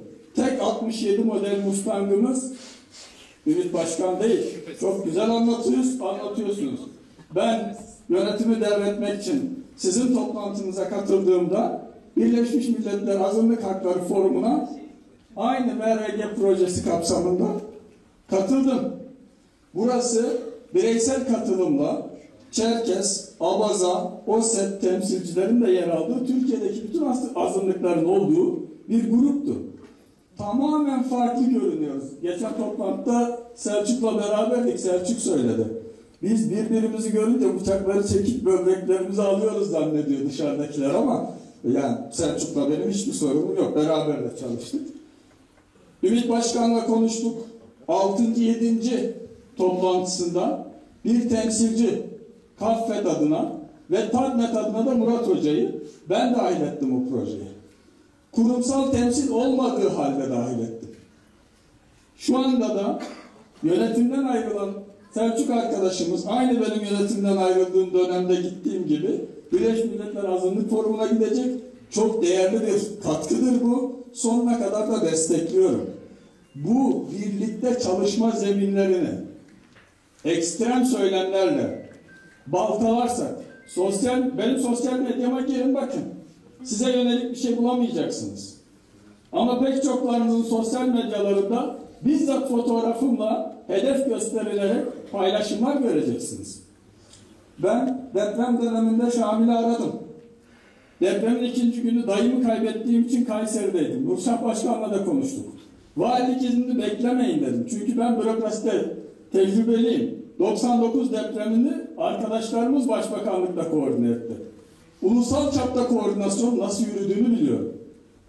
Orada herhangi bir şey beklemenize gerek yok. Yürüyün. Bu çalışmayı başlatın. Valilik izni falan bunlar sonradan kaldırılacak dedim. Nitekim kaldırıldı. Sonrasında cenazeden dönüp Şamil'i aradım. İhtiyaç varsa hazırım. Gidilmesi gerekiyorsa gitmeye hazırım dedim. Şamil de gençlerimiz sağ olsun yeterince var. Teşekkür ediyoruz abi dedi. Demek ki orada olmasam da bir iki söz söyleme hakkım var.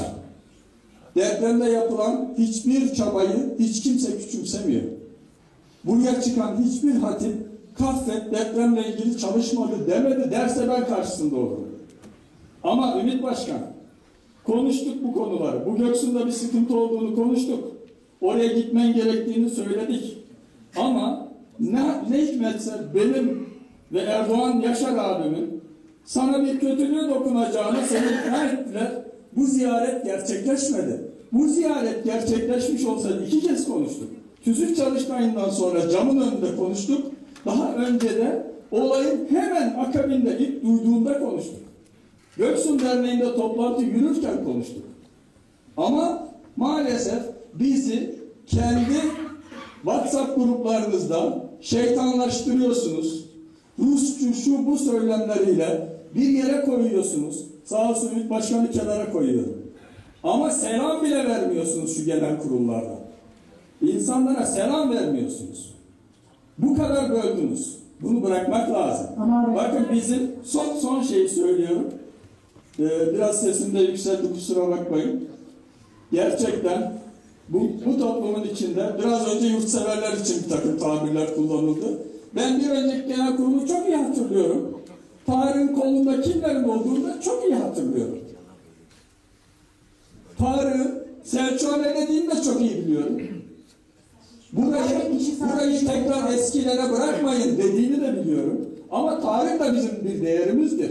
Gayet 80 öncesinden beri siyasi mücadelenin içerisinde pişmiş, kaliteli bir arkadaşımız. Biz onu bölge toplantısındaki önerilerinden yararlanıp kendi programımızı değiştirdik. Maddeler koyduk. Diğer bölgelerde de diğer görüşlerden arkadaşların katkılarıyla programımızı öyle olgunlaştırdık. Önümüzdeki dönemde lütfen buradaki tatsızlık artık olan oldu, vazo kırıldı vesaire söyleyeceğimizi söyledik. Ama bir sonraki dönem, daha sonraki dönem yine Nurşah Başkan'la konuştuk. İnanın listeye koyacak insan bulamayacağız. Gençler söylüyorlar, arkada duran gençler. Bu tablolardan çok rahatsızız. Biz o eski siyasi tartışmalardan gelmiyoruz. Yeni bir nesiliz, farklı değerlerimiz var. Böyle devam ederse bu derneklere gelmeyeceğiz diyorlar. Size de diyorlar, bize de diyorlar, herkese diyorlar. Bu kürsüden de söylediler. Bunun çözümü arkadaşlar, kılıçla... Mağarayı toparlayalım lütfen. Çözümle kapatıyorum. Çözümü birbirimizi KGB ve CIA ajanlığıyla suçlamadan, savaşa hazır olun diye meydanlar okumadan, bir de yönetim kurullarındaki arkadaşlar, biz de yönetime geleceğiz, inşallah başarırız. Geçmiş dönemlerde biz de sıkıntılar yaşadık. Lütfen sosyal medyada bu tartışmalara taraf olmasınlar. Beğenileri, RT'leri, ilginç yorumlarıyla. Bu dönem bu başarılamadı. Bu bir eleştiridir. Bunu kabul etmek lazım. Biz inşallah başarırız. Ve inşallah bu yuvarlak masa toplantılarıyla beraber bütün farklı görüşlerini çalışma programımıza, stratejik planımıza yansıtırız. O planı da hep beraber el birliğiyle uygularız. 28 kişilik yönetim kurulları 8-10 kişiye düşüyor. O 8-10 kişiyle bu kadar büyük sorunlar çözülmez. Bütün dernekler ve her 3 fraksiyondan insanlar birlikte çalışmak zorundayız. Derdimiz ortak. Birbirimizi sevmek zorunda değiliz. Ama bu kurumun bir parçası olduğumuz sürece demokratik karar mekanizmalarında görüşlerimizi dile getiririz. Alınan kararı uygularız. Uygulamada beraber olmak zorundayız. Biraz uzattım. Özür diliyorum. Mürit Başkanı kırdıysam kusura bakmasın. Git'e de sizin sayenizde gittik. Sergiyi de herhalde siz aramıştınız Avrupa Parlamentosu konuşması için. Çok teşekkür ederiz.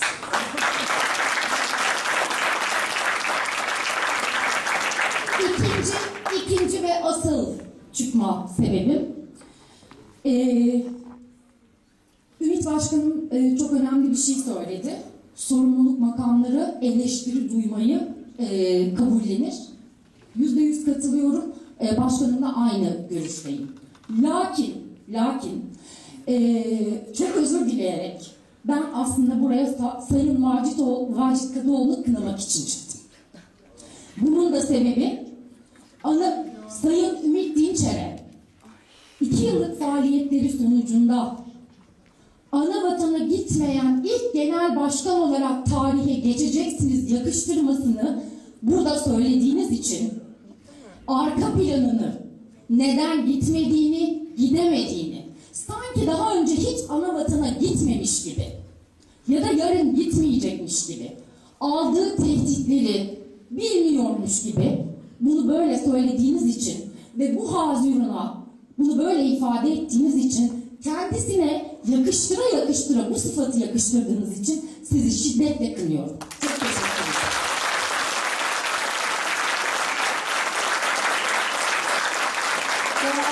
Hayır.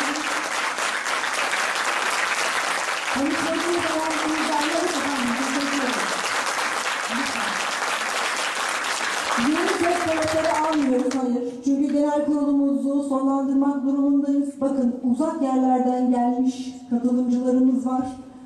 Kendi illerinde kar fırtınası başladı. Evlerine gidemeyecekler. Sürekli divanımıza uyarılar geliyor. Ancak tekrarlı konuşmalar devam ettiği müddetçe genel kurulu sonlandıramama gibi bir sorunla karşı karşıya kalabiliriz. Sizi de lütfen evet, Erdoğan Boz, sizi davet ediyorum. Sayın Başkanım, bir şey soracağım. Sözü ben şahsi meseleler ve bu çıkan kavgalar için değil, derneğimin almış olduğu bir karar var, onunla ilgili istiyorum. Eğer verirse onunla ilgili bir şey yapalım. Peki, tamam, teşekkür ederim.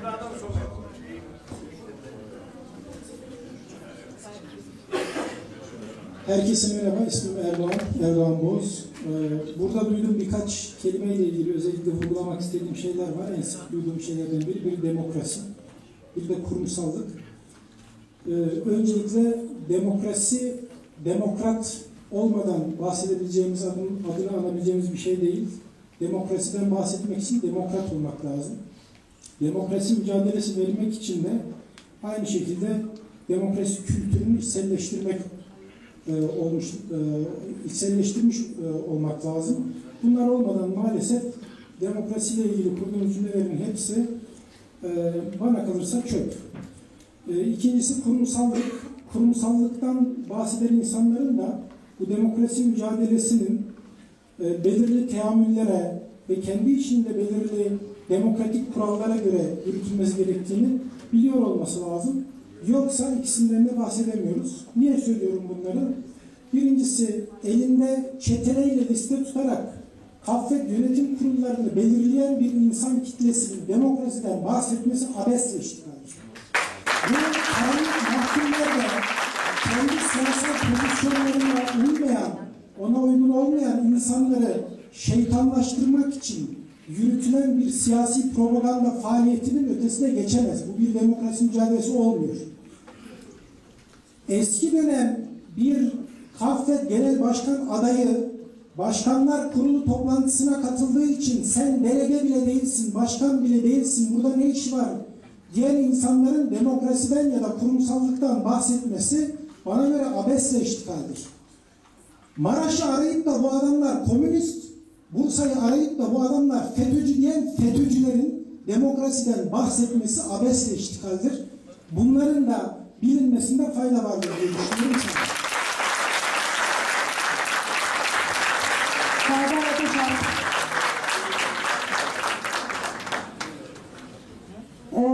Selçuk Şahin, Cankat Özbulat, Lütfen divana yakın pozisyon alırsak en azından gelip gitmeyle ilgili. Herkese iyi akşamlar değerli büyüklerim. Ben konuyu daha fazla az önce konuşan değerli arkadaşlar gibi konuşmayacağım. Daha farklı bir noktaya gideceğim. Faaliyet raporlarında dikkat ettiniz mi etmediniz mi bilmiyorum. 53 tane ilde başkanımız var. Toplantılara katılanlar 30 kişi. Zannediyorum ki bugün burada olmamızın sebebi mevcut yönetimi bizden sonraki ya da mevcut ümit başkanından sonraki yönetimi seçmek için buraya geldik. Bu delegelerimiz de Türkiye'nin farklı illerinden geldiler. Şimdi eğer ki biz ümit başkanı damat olarak seçmişsek, 53 dernek başkanı ve delegeler bunu seçmişsek ve bugüne kadar gerek ümit başkan gerek yönetimini vermiş olduğu emeklere teşekkür edip eğer ki bu gidişattan memnun değilsek yeni başkan adayımızı seçip birbirimizi kırıcı konuşmalar yaparaktan, gruplaşaraktan gitmek de olmaz. Ben size şöyle bir örnek vereyim. 2021'de Mersin Kafkas Derneği Başkanlığı'na geldiğimde arkadaşlarıma şunu söyledim. Dedim ki geçmişi bırakın. Evet değerli büyüklerimiz var. Çerkez gömleğini giyip buraya girmek var. Belli bir kalıpta girmek, belli bir grupta girmek var. Ben hiçbir grubun adam değilim. Yeri geldi Ümit Başkanı'na eleştirdim, yeri geldi teşekkür ettim. Bahsedilen konuların ana temasında şu var. Lütfen buna çok dikkat edelim. Bugün bir Kaffet'in binası yok. Kaffet'in bütçesi yok. Her derneğimizde gördüğünüz şu bayraklarımız yok. Mersin olarak biz Yıldız Başkanım seçildiğinde İstanbul'a Çerkez Kültür Evi'ne de gittik. Mutlu Akkaya bağımsız olan iki otobüste de gittik. Efendime söyleyeyim Ankara 21 Mayıs'a da iki otobüste geldik. Bugün de bir otobüste geldik gençlerimizle. Ama gençlerimiz bu ortamı görünce karşı tarafa kafeteryaya gittiler. Lütfen sizden ricam şu. Emek veren insanlar burada, mesai harcayanlar burada. Geçmiş başkanımıza, emeklerinden yönetimine dolayı teşekkür ediyorum. Yeni gelecek olan başkanımızın yanında olmadığımız sürece yok olacağımızı bilmenizi istiyorum. Hepinize teşekkür ediyorum. İyi akşamlar. Söz hakkından feragat eden değerli konuşmacılar çok teşekkür ediyoruz efendim anlayışınız için. Cihan Bey çok kısa bir dakika olmak kaydıyla size söz vereceğiz. Cihan Bey son konuşmacımızdır. İbra'ya geçiyoruz. Ayrıca bir bilgilendirme yapmak istiyorum. Mali rapor ve denetleme kurulu raporu ile ilgili hazirin görüşü sorulmadan ibra edilecektir. Sayın Başkan, değerli Hazırım, hepinizi sevgiyle, saygıyla selamlıyorum. Değerli Hazırım, uzunca bir dönemdir Eskişehir Dernek Başkanlığı yapıyordum. Aşağı yukarı 10 yıldır falan yönetim kurulu üyesiydim. Ekim ayında bir genel kurul yaptık. Ekim ayında genel kurulda Cankat Yelbaş kardeşimize başkanlık görevini devrettik. Şu anda Ekim ayından beri Cankat götürüyor başkanlığını Eskişehir Derneği'nin. Onun öncesinde yapmış olduğumuz, biz Eskişehir'de kararlarımızın hepsini bu zamana kadar bu kürsüye çıkıp konuştuğumuzda da, başka platformlarda da Çerkezlik'le ilgili konuştuğumuzda da herkes çok iyi bilir ki, özellikle Eskişehir olanlar, ben hiçbir sözümü Cihan Ertok olarak, aşağı Cihan Ertok olarak söylemem. Eskişehir'de bizim şöyle bir kültürümüz var. Eskişehir'de biz istişare yaparız. Büyüklerimizle, gençlerimizle, kadın kollarımızla bir karar alırız. Onun üzerine ben çıkarım. Bu tarz platformlarda Eskişehir'in görüşünü savunurum. Bu görüşler Cihan Ertok'un görüşü değil. Yine altını çizerek şimdi söyleyeceğim. Bakın 2003 yılında bu federasyon kuruldu. Kafkas Dernekleri Federasyonu kuruldu. 2003 yılında bu federasyonu kuran 3 tane derneğimiz var. Bunlar da Türkiye'de ad sayılır, iyi çalışmalar yapan, çok iyi cemiyetler oluşturan derneklerimiz. 1. Kayseri Derneği, 2. Adapazarı Derneği, 3. Eskişehir Derneği. 2003 yılında şu anda hala hayatta ve başımızda Eskişehir'e tamadılık yapan Muharrem Tanbuğa başkanlığında derneğimiz bu federasyona katkı sundu ve 20 yıldır da katkı sunmaya devam ediyor. Biz şurada gönlümüz çok rahat. Bugüne kadar 20 yıldır federasyonda kaç tane yönetime gelmiş başkan yardımcısı, yöneticiler varsa şunu diyemez. Biz Eskişehir'den hiçbir destek göremedik. Eskişehir'den şunu istedik, yapmadı. Eskişehir'de gençleri istedik, vermediler. Eskişehir'den şöyle destek istedik, yapmadılar. Kimse diyemez. Bugün itibariyle, bugüne kadar takip. Niye söylüyorum? Biz bugün Eskişehir olarak kızgınız ve kırıldık. Bu kırıldığımız noktaları size aktaracağım. Bunları da aktarırken yapmış olduğumuz istişare neticesinde aldığımız kararlara dayanarak söylüyorum. Cihan Bey, çok kısa süreli söz talebiyle geldiniz. Cevabı atmak istedim. Tamam.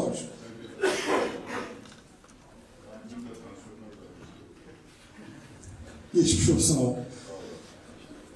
Değerli Hazırım, bu süreye kadar derneğimiz sürekli aktif bir şekilde bu federasyona destek verdi ama ta ki bu sene Göksun Derneği'nde yaşanan olaylardan tutun, genel bir yelpaze çizeceğim size.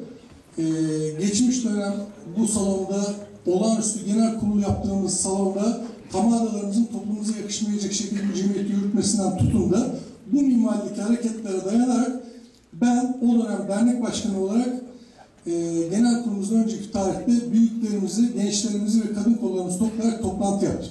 Bu konuları orada aktardım büyüklerimize. Dedim ki Türkiye'deki Çerkezlerimizle ilgili, federasyonumuzla ilgili bu tarz sıkıntılar var. Böyle görmüş olduğumuz olaylar var. Bunu ne yapmamız gerekiyor? Hep beraber değerlendirelim dedim. Ve oradan şu şekilde bir karar çıktı. O kararı derneğim adına kurumsal kararımız olarak aktarıyorum. Bu dönem yeni seçilecek olan, kimse şahsi algılamasın, yeni seçilecek olan KAFET Federasyonu'na kurumsal olarak bir yönetim kurulu isterlerse vermeyeceğiz. Ki vermedi de. 2. Bu dönem federasyonla ilgili gözlemci olacağız ve bu tarz tutumlar, bu tarz davranışlar devam ederse önümüzdeki dönem Eskişehir'de tekrar büyüklerimizle toplanıp bu federasyonla ayrılma kararı alacağız. Bu büyüklerimizin ve derneğimizin almış olduğu bir karardır. Bunu size iletmek istedim, bildirmek istedim. Bunun akabinde de bunca sıkıntıyı görünce biz Eskişehir olarak şunu sorgulamaya başladık. 2003'teki ruh, bunu söyleyen de Muharrem Tanboğa abimiz, o dönemki dernek başkanımız ve federasyon kurucusu. Demek ki dedi 2003'te dedi kurulan ruh kalmamış. Demek ki dedi bazen dedi değiştirmek gerekiyor bazı şeyleri, geri çekilmek gerekiyor dedi. Ve biz geri çekilme kararı aldık. Bu dönem gözlemci olacağız. Eğer hala aynı hatalar devam ederse federasyona vereceğiz. Ufuk'um sen de var o toplantılardan birinde, sen de konuşma. Lütfen karşılıklı tartışmayın. Şimdi Ufuk'um büyüklerle tanıtı konuşabilirsin. Biliyorsun büyüklerimizden. Can Bey sonlandırın biz şöyle düşünüyoruz bu dönem. Biz bu dönem federasyonla ilgili gözlemci olacağız. Biz bugüne kadar ertelediğimiz ve dokunmadığımız Eskişehir'deki köyde olan Mehmet amcamızı, Ahmet amcamızı, halamızı, teyzemizi onlarla görüşeceğiz, onlara sahip çıkacağız. İlk başta kendi evimizi güçlendireceğiz. Biz birlik ve güçten yana olan bir derneğiz. Bugüne kadar da böyle devam ettik. İlk başta kendi evimizi güçlendireceğiz. Onun harici federasyonla ilgili bir çalışmada gözlemci olarak teşekkür ederiz. Bilginiz olsun. Kararınızı paylaştınız. Teşekkür ederiz. Evet. Yapılan sunum ve değerlendirmelerin ışığında Sayın Delegasyon Yönetim Kurulu faaliyet raporunun ibrasını sizlere sunuyorum. Lütfen delege kartlarınızı kaldırarak ibra edip etmediğinizi, ibra edenler sorumuzun karşılığı olarak bir delege olarak ben de kaldırıyorum. Evet, ibra etmeyenler diye sormak durumundayım. Peki, ibra etmeyen delegasyonumuz var. Bu durumda oy çokluğuyla ibra edilmiştir. Teşekkür ederiz.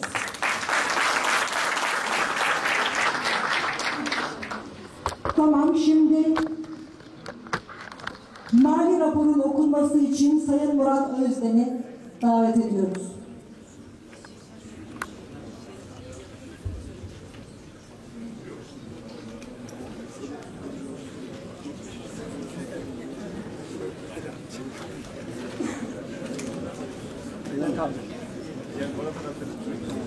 Sayın Divan, değerli hazırım, Kafkas Dernekleri Federasyonu 10. dönem mali raporunu görüşünüze sunuyorum.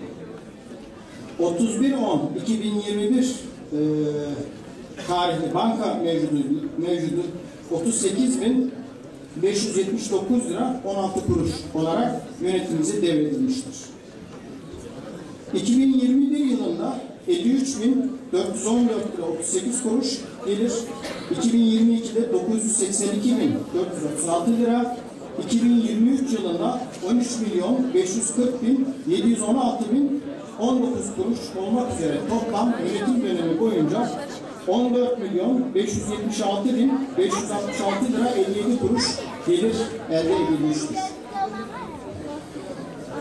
Sessizlik rica ediyorum. Salonda bulunan delegasyon lütfen sessizlik. Federasyonumuza ait olan borçlar %90'ı derneklerimizin aidat borcu olmak üzere toplam 490.635 lira 75 kuruş federasyonumuzun alacağı bulunmaktadır. Federasyonumuzun borçları 41.110 lira 70 kuruştur. Yönetim dönemi boyunca yapılan harcamaların toplamı 2021 yılında 22.666 lira 04 kuruş, 2022 yılında 620.836 lira 22 kuruş, 2023 yılında 12.844.377 lira 97 kuruş olmak üzere toplam 13.487.907 lira 23 kuruştur. Bu da kuşkusuz 2023 yılında federasyonumuz tarafından yapılan deprem yardımları ve özellikle konteyner yardımlarından kaynaklanmaktadır.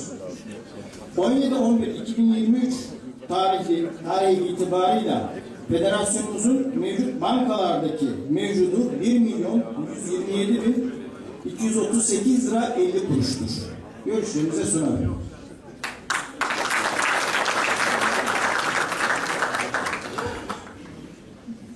Delegasyon ikramınızı sunuyorum. İbra etmeyenler var mı acaba? Peki, ibra etmeyen delegemiz de var bu durumda. Oy çokluğuyla ibra edilmiştir. Teşekkür ederiz. Denetleme Kurulu raporunu okuyalım. Nart Yüksel.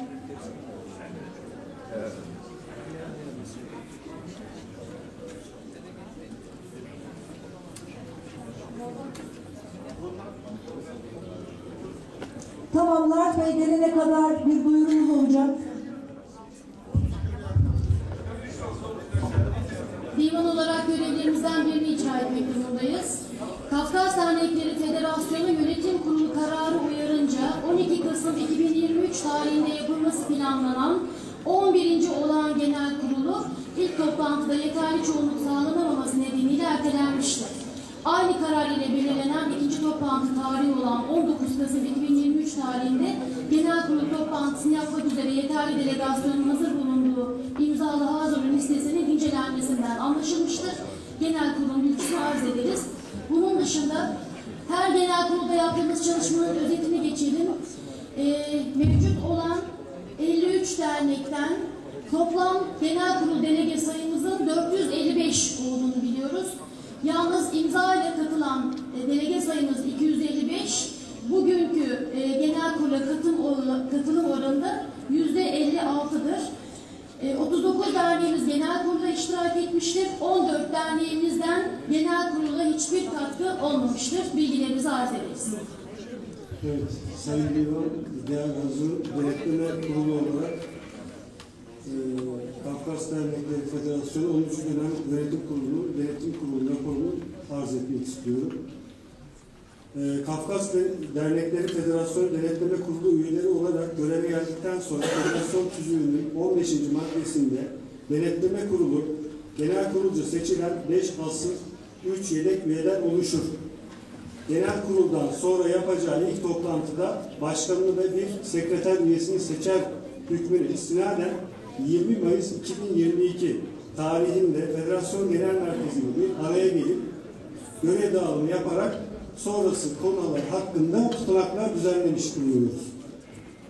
söz konusu toplantılarımızı 25-2022'de birinci tutanağımız, birinci olan denetlememiz, 25 Kasım 2022'de ikinci olan denetleme tutanağımız, 26 Mayıs 2023'te üçüncü olan denetleme tutanağımız ve son olarak 14 Kasım 2023 dördüncü olan denetleme tutanağı olarak 4 denetim raporu hazırlamış bulunuyoruz.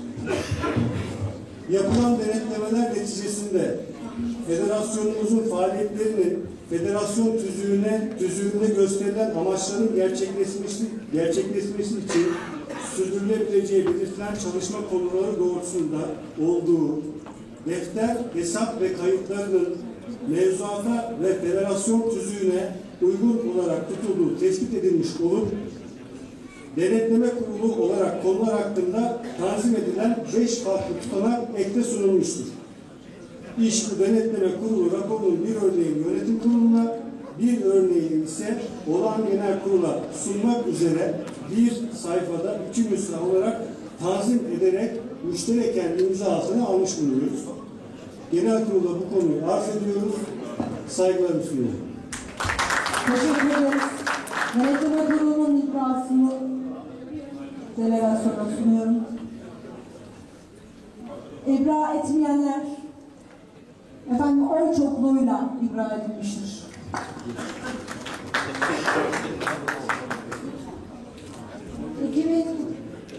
Tahmini bütçenin sunulması. Murat Bey, buyurun.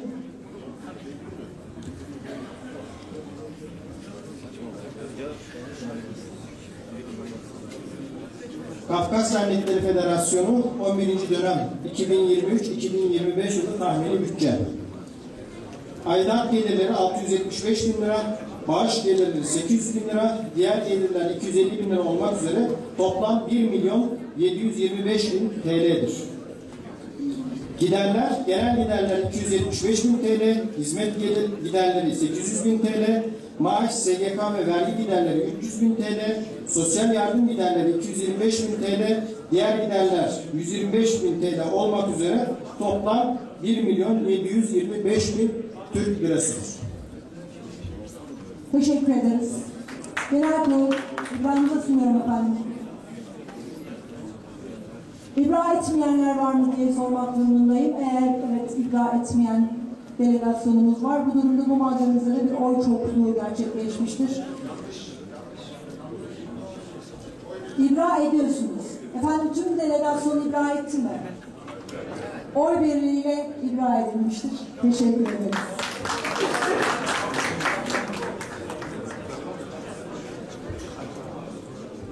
Şimdi tüzük maddesine geldik. Değerli katılımcılar, 2 tane maddemiz var. 23 Eylül'de yönetim kurulumuz tarafından bir tüzük çalıştayı gerçekleştirildi. Mümkün olduğu kadar hızlı olmaya çalışacağım. Bu tüzük çalıştayında ben faaliyet raporundan zaten dinlediniz. Kaç dernek katıldı, ne kadar sürdü, 2 gün boyunca istişare edilerek yapılmış ve 2 madde üzerinde uzlaşılmıştır. Teknik maddelerdir, mevzuat gereği eski ve yeni hallerini size okuyarak sunmak durumundayım. Bu tüzük maddeleriyle ilgili 2 madde var. Ümit Dinçer ve Ünal Uluçay ve devam eden 29 kişinin imzasıyla divanımıza ulaşan bir tüzük değişikliği. Dolayısıyla imzacı sayısı delegasyonun katılımcı sayısına uygundur. Bunu belirtmemiz gerekiyor, zira bir tüzük değişikliğinden bahsediyoruz. Maddeleri okuyoruz. Genel kurulun toplanmasıyla ilgili bir madde, 10. maddenin A bendinden bahsediliyor. Eski halini okuyorum. Olağan toplantı, olağan genel kurul toplantısının 2 yılda bir Kasım ayında yapılması zorunludur. Genel kurul yönetim kurulunun çağrısıyla toplanır. Yeni halini okuyorum. Olağan genel kurul toplantısı 3 yılda bir Ekim ayında yönetim kurulunun çağrısı ile toplanır şeklinde. Dolayısıyla yönetim kurulunun görev süresini 3 yıla yükseltip genel kurula Ekim ayına aldığımız bir oylama yapıyoruz. Mutabakatla alınmış bir karardır. Oylarınıza sunuyorum. Kabul etmeyenler var mı? Oy birliğiyle tüzük değişimi gerçekleşmiştir. Özür diliyorum. Peki bu durumda oy birliğiyle tüzük değişikliği, oy çokluğuyla özür diliyorum gerçekleştirdik. İkincisi 22 maddenin B bendiyle ilgili bir değişiklik. Maddenin eski halini okuyorum. Her derneğin ödemesi gereken aidat miktarı kurulların oluşturma amacıyla yapılmış olan son genel kurullarında seçilmiş olan delege sayısına göre hesaplanır.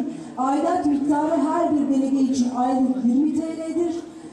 Aylık aidat miktarı genel kurul tarafından belirlenir. Bu kararı belirlemek sizin görev tanımınızda yer alıyor dolayısıyla.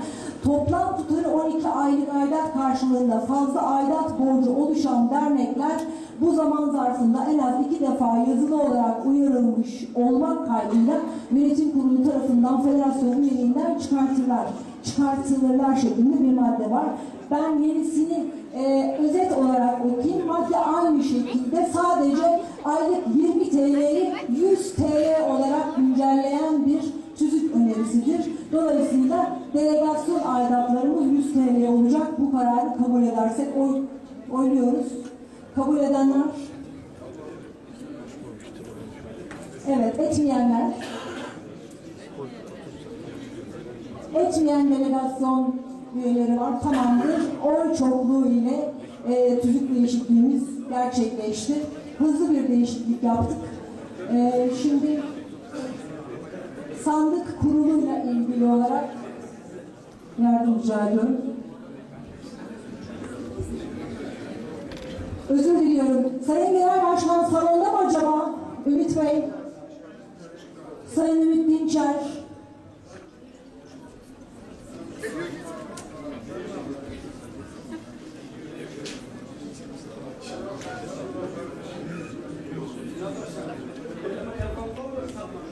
Ümit Bey.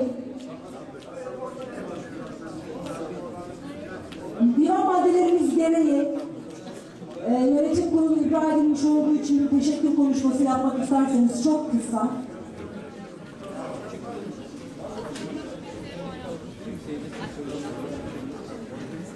Değerli Haziran, çok yorgun olduğunuzu biliyorum, sabrınızı zorlamayacağım. Malum dünyanın en birbirine yakın kavramı ailedir. Ailelerde bile zaman zaman çatlamalar, zaman zaman kavgalar, zaman zaman görüş ayrılıkları, fikir ayrılıkları olur. Bu işin doğası gereğidir. Biz de bugün bir aile içerisinde meselelerimizi gündem ettik. Bazen biraz sesimiz yükseldi, bazen biraz sesimiz düştü ama nihayetinde biz bir görevi değer ediyoruz. Hiç kimse bizim düşmanımız değil. Bizi herkes vicdanında bir yere koyacaktır. En büyük hapishane insanın kendi vicdanıdır. O itibarla biz kendi vicdanımızla bundan sonra baş başa kalacağız. Bu süreçte bize destek olan, bize yardımcı olan, bizi federasyon olmamız noktasında yüreklendiren, hareketlendiren herkese teşekkür ediyoruz. Eksiklerimiz, aksaklıklarımız olabilir. Yusuf abinin söylediği şey kesinlikle doğru. Öz eleştiri yapabileceğimiz çok şey yok muydu? Evet vardı. Bir günün içerisinde sığamayacağımız kadar çok şey var. Bunları da elbet yeri geldiğinde toplumun huzuruna koymak konusunda en ufak bir çekincem yoktur. Eleştirilmeyecek hatadan münezzeh olmadığımızı biliyorum. Bu süreçte destek olan yönetim kurulu üyesi arkadaşlarımın hepsine tek tek teşekkür ediyorum. Bütün başkanlarımıza, bütün delegasyona ve bu halk için meseleyi kendine mesele edinip bir adım atan herkes bizim için muteberdir, bizim için kutsaldır. Hepinize sağlık, sıhhat diliyorum. İnşallah varacağınız yerlere sağlıklı, sıhhatli bir şekilde varmayı Tanrı nasip etsin. Hepinizi yürekten selamlıyorum.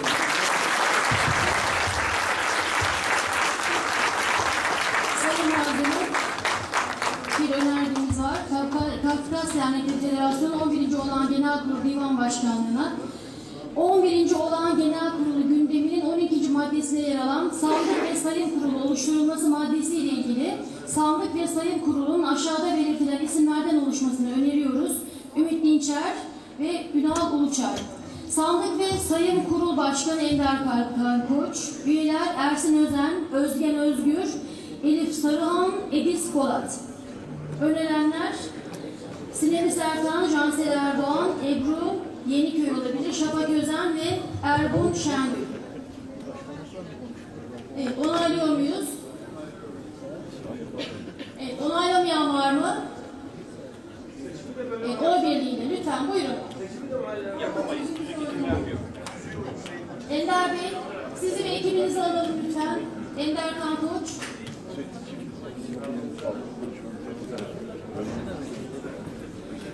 Divan olarak ara vermeme kararı aldık. Lütfen.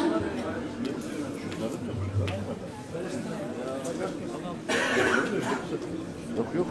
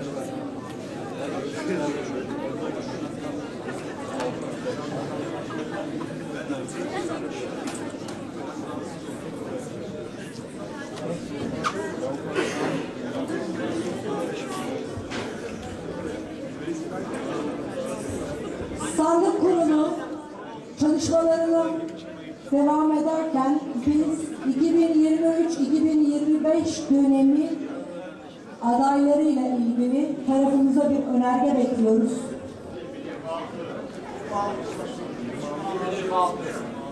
Biraz önce çok hızlı bir değişiklik yaptığımız için ben adapte olamadım. Evet, 26 düzenlemeniz için teşekkür ediyorum.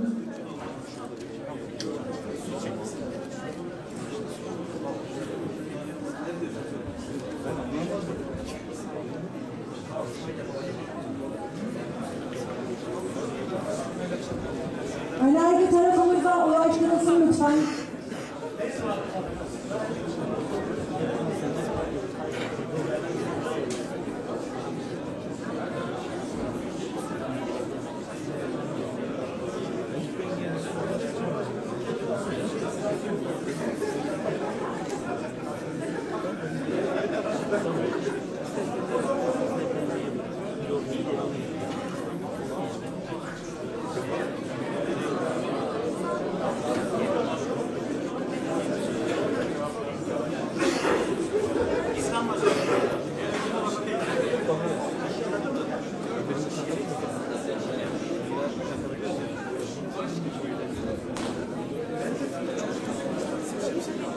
Hadi bize gel.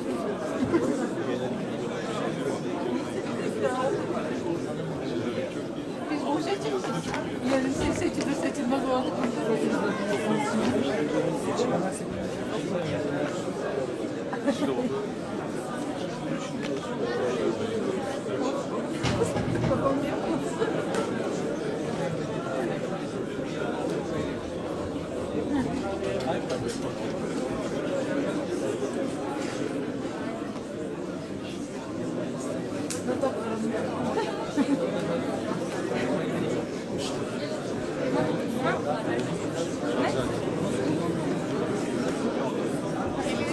Evet, divanımıza ulaşan 2 tane önerge var.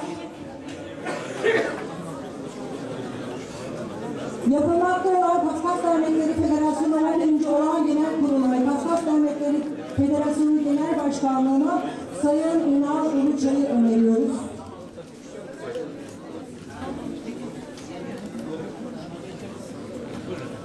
İmzacılar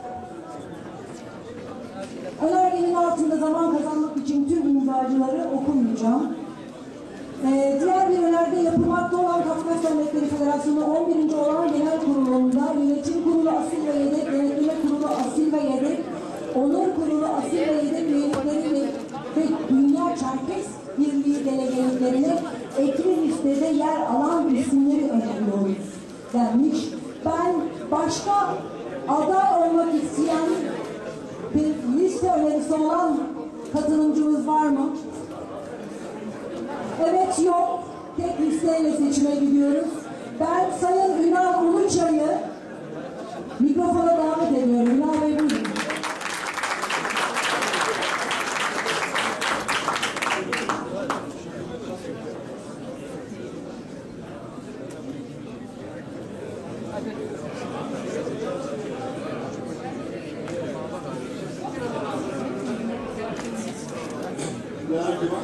Değerli başkanlarım, değerli delegeler.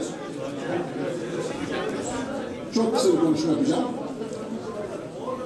Biz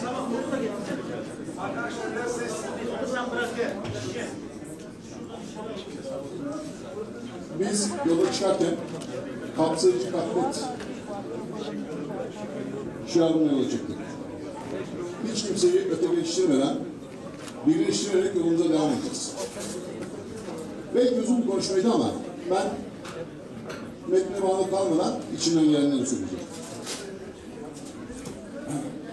Hiç kimseyi ayrıştırmadan ana vatan emniyetinin bir yönetim kurulu oluşuyor. Yönetim kurulu oluşurken de bölgelerden gelen arkadaşlarımızı bölgelerin temsiliyetine göndererek yazdık. Ümit Başkan'a 2 yıl önce gösterdiği özveriye, özellikle deprem bölgesinde yaptıkları için sonsuz teşekkürler diyoruz. Ümit Başkan ve yönetimine çok çok teşekkür ediyoruz.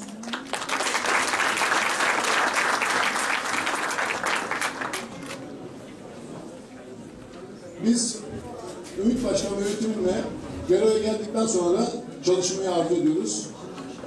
İlk stratejik plan toplantısında Ümit Başkan ve yönetim kurulundaki arkadaşlarının tamamını eksiksiz stratejik plan içinde görmek ve fikirlerini almak, uygulamayla beraber yapmak istiyoruz.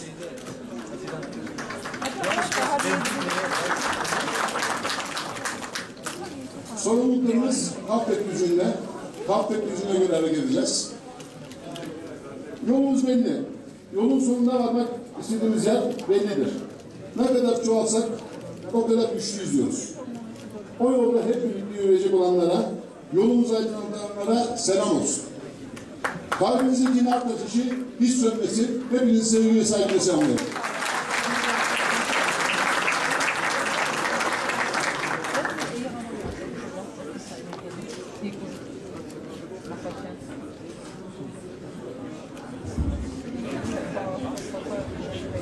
KFEK 11. Genel Kurulu aday listesinden yönetim kurulu açı listesini sahneye davet ediyorum.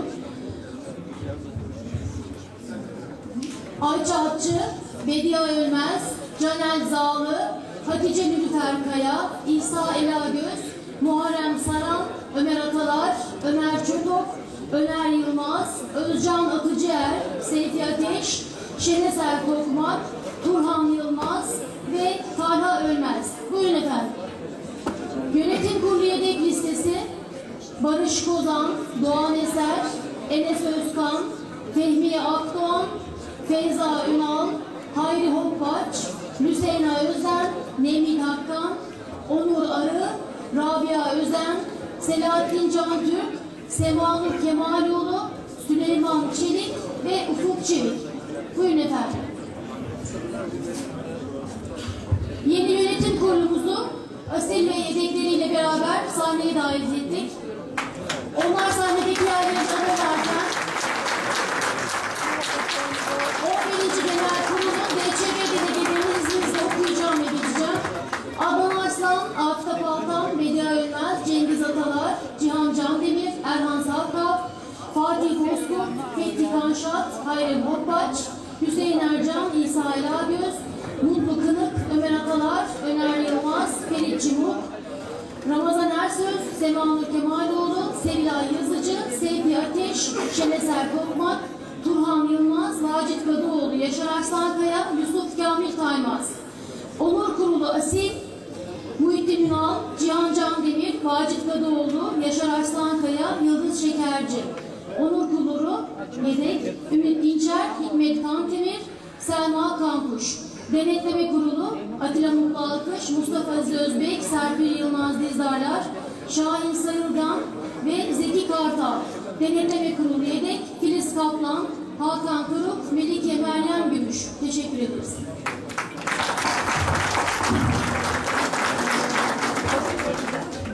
Evet. Çok teşekkür ederiz. Birazdan oy kullanacak değerli halinin yönetim kurulu adaylarını tanısın istedik. Teşekkür ediyoruz. Şimdi bir önerge daha var.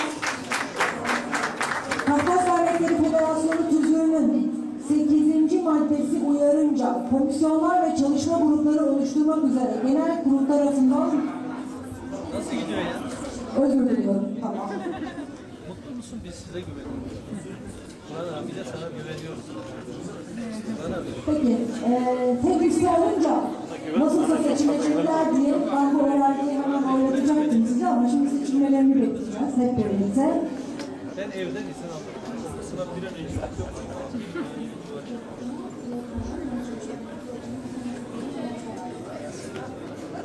Adayların programlarının anlatılması için Sayın Ömer Atalar'ı davet ediyorum. Ardından delegasyona söz vereceğim.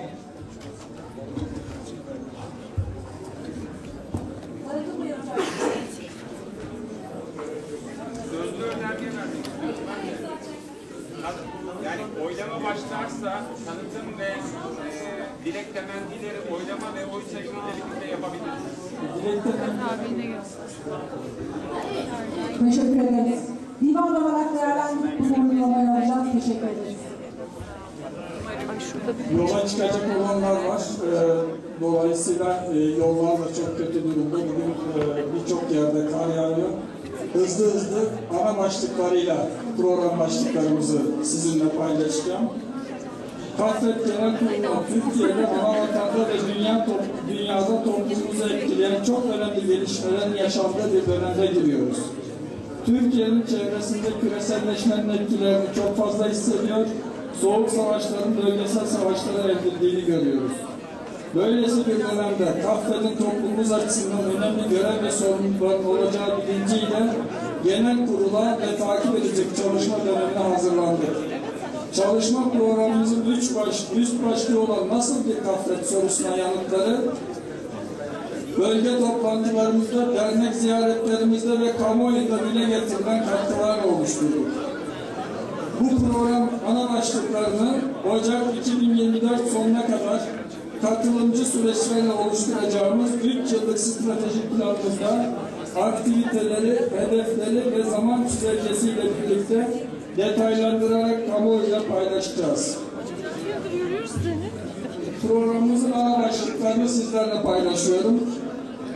Biraz önce konuşmamda da söylemiştim. Genel talep üzerine kapsayıcı Kafet başlığı daha önce sıralardayken en üst sıraya çıkarıldı. Toplumsal uzlaşının geliştirilmesi, tüzüğü ve ilkeler kapsamında farklı görüşlerin birlikte çalışma zemininin kurulması, ortak akıl toplantıları düzenlenmesi, komisyonlar aracılığıyla merkeziyetçilikten uzak katılım mekanizmalarının işletilmesi, üye derneklerin sayısının arttırılması için çalışmalar yapılması. Federasyonumuzun temel ilkelerinden olan yüzü ana vatana dönük Kafet alanında ana vatan ile resmi ve sivil her düzeyde ilişkilerin ileri taşınması, dönüş çalışmalarının yaygınlaştırılması, çifte vatandaşlık çalışmalarının sürdürülmesi, ana vatan ile karşılıklı ziyaretlerin artırılması. 3. Diasporalarımızla ilişkileri derinleşen Kafet, dünyanın farklı ülkelerindeki diasporalarımızla ekonomik, sosyal ve kültürel etkileşimlerin arttırılması, üye derneklerin benzer ilişkileri kurmalarının desteklenmesi, Orta Doğu'daki çatışmaların yakından takip edilmesi ve diasporalarımıza muhtemel etkileri konusunda hazırlıklı olunması. Ana dili için çalışan Kafet, ana dili çalışmalarının üye derneklerimiz ve ana vatanımız ile koordineli şekilde yürütülmesi, üniversitelerdeki ana dili bölümlerimizin desteklenmesi, mezunların istihdamı için olanakların geliştirilmesi, orta öğretimdeki seçmeli ana dili derslerinin yaygınlaştırılması, DLP Çerkes çalışmalarının sürdürülmesi ve ana dilinde kamusal yayınların geliştirilmesi ve ana dili hakkının savunulması. 5. Kağıtça için çalışan KAFET. Üye derneklerle koordineli şekilde yerel ve bölgesel çalışmalar ile Kağıtça kurallarının derlenmesi ve yazılı hale getirilmesi, Kağıtça konusunda farklı görüşler ve nesiller arasında diyalog ortamlarının geliştirilmesi, Kağıtça alanında ana vatanla ortak çalışmalar yapılması. Yapısı güçlendirilen KAFET, federasyon üye dernekleriyle ilişkilerinin güçlendirilmesi, ekonomik yapısının güçlendirilmesi, kurumsallaşmanın güçlendirilmesi, demokratik işleyişin güçlendirilmesi, gençlik katılımının ve kadın katılımının güçlendirilmesi, stratejik planlama sisteminin kalıcı olarak kurulması, tüzük çalışmalarının Ekim 2024'e kadar çalıştaylar tamamlanarak katılımcı şekilde tamamlanması. Üye derneklerini güçlendiren KAFET, üye derneklerinin sorunlarının çözümüne, dernekler arası dayanışma ve tecrübe paylaşımına katkı verilmesi, Başkanlar Kurulu'nun etkinliğinin artırılması, karar süreçlerine etkili katılımının sağlanması, bölge sisteminin tüm üye derneklerimizi kapsayacak şekilde çalışmaya başlaması. 8. Hak savunucusu KAFET. Halkımızın dil, kimlik ve kültürel ilişkin haklarının etkili şekilde gündeme taşınması ve savunulması, yerel, ulusal, uluslararası düzeyde ve ana vatanda bu çalışmaların koordineli şekilde sürdürülmesi, Çerkes soykırım ve sürgünlüğün tanınması ve bağlı taleplerimizin kabul ettirilmesi için Rusya Federasyonu, Türkiye Cumhuriyeti ve uluslararası kamuoyuna yönelik çalışmalar yapılması, 21 Mayıs anmalarının ulusal, uluslararası düzeyde etkili şekilde organize edilmesi.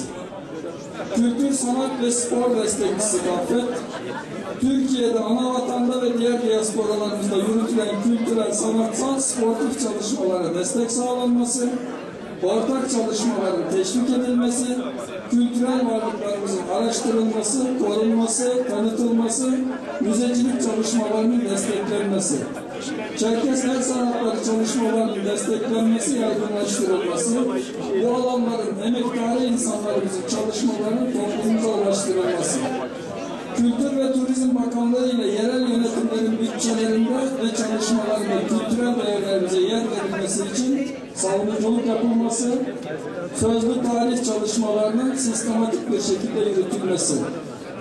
10. Sosyal dayanışmayı güçlendiren KAFET, eğitim, sağlık, doğal afet alanlarında halkımızın yaşadığı her yerde dayanışma alanının geliştirilmesi, gençlerimizin ana vatanına eğitimleri başta olmak üzere tüm eğitim süreçlerinin desteklenmesi, sosyal ilişkileri geliştirmek üzere üye derneklerle ortaklaşa çalışmalar yürütülmesi.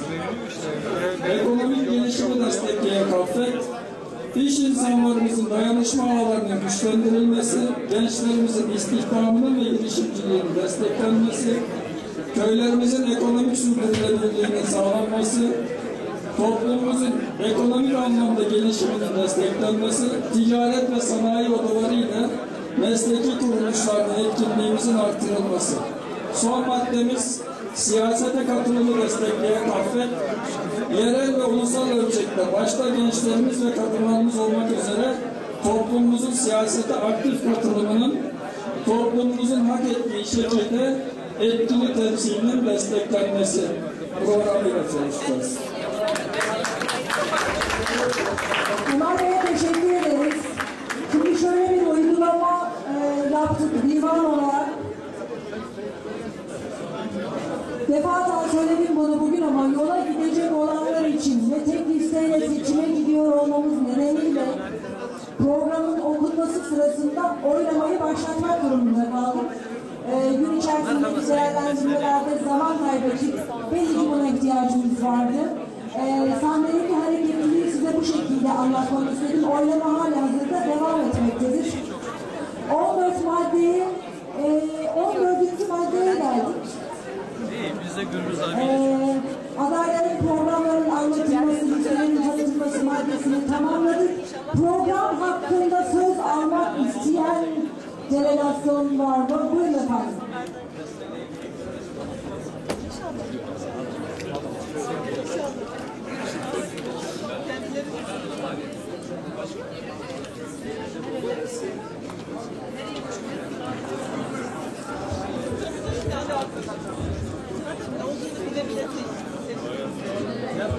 Ankara Dernek Başkanımız Yusuf Bey söz aldılar. Lütfen dikkat buyuralım. Sayın Erbitlerim, kıymetli hazırım.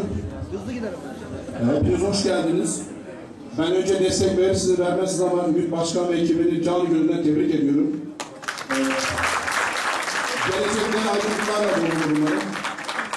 Ben ilk önce Çerkez Derneği olarak rahatsızlığımızı dile getirmek istiyorum. Çerkez Derneği Başkanı olarak sorumluluğum gereği ve kişisel olarak rahatsızlıklarını dile getirmek istiyorum. Bu camiye karşı görevimi yerine getirmek istiyorum açıkçası. Aday Yönetim Kurulu'nun oluş biçiminden rahatsızlığımı dile getirmek istiyorum. Bu camia için çok önemli bir yere sahip olan hepinizin, çoğunuzun burada yollarınızın kesiştiği, bir şekilde bu Ankara Çerkez Derneği'nde bulunduğunuz derneğin ne hikmetse fikri sorulmuyor. Sadece biz değil, birçok derneğin fikri sorulmadı. Sadece bizi değil aslında, yani Kayseri olsun veya birçok dernek olsun oturup konuşulmadı. Ne yapalım? Hadi buyurun. Bizi dikkate almadınız, hadi dikkate almadınız derneklerle buyurun çalışın mı diyelim bizde? Bunu mu istiyorsunuz? Hayır, kapsayıcı olacağız diyorsunuz ama arayıp sorma zahmetinde bulunmuyorsunuz. Fikrinizi almıyorsunuz.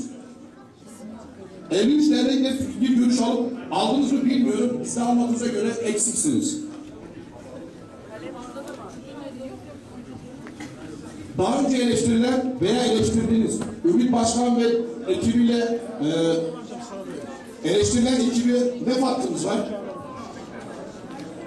Ümit Başkan kendi ekibini kurdu, kimseye danışmadı dediniz ama siz aynısını yapıyorsunuz. Mutabakat metni için yayınlayacağınız gün bizi arıyorsunuz, birçok derneği arıyorsunuz. 1 saat kala veya 2-3 saat kala mutabık mısınız diyorsunuz. Biz sizinle neyin mutabakatına varacağız? Bizimle görüşmediniz, aramadınız, sormadınız.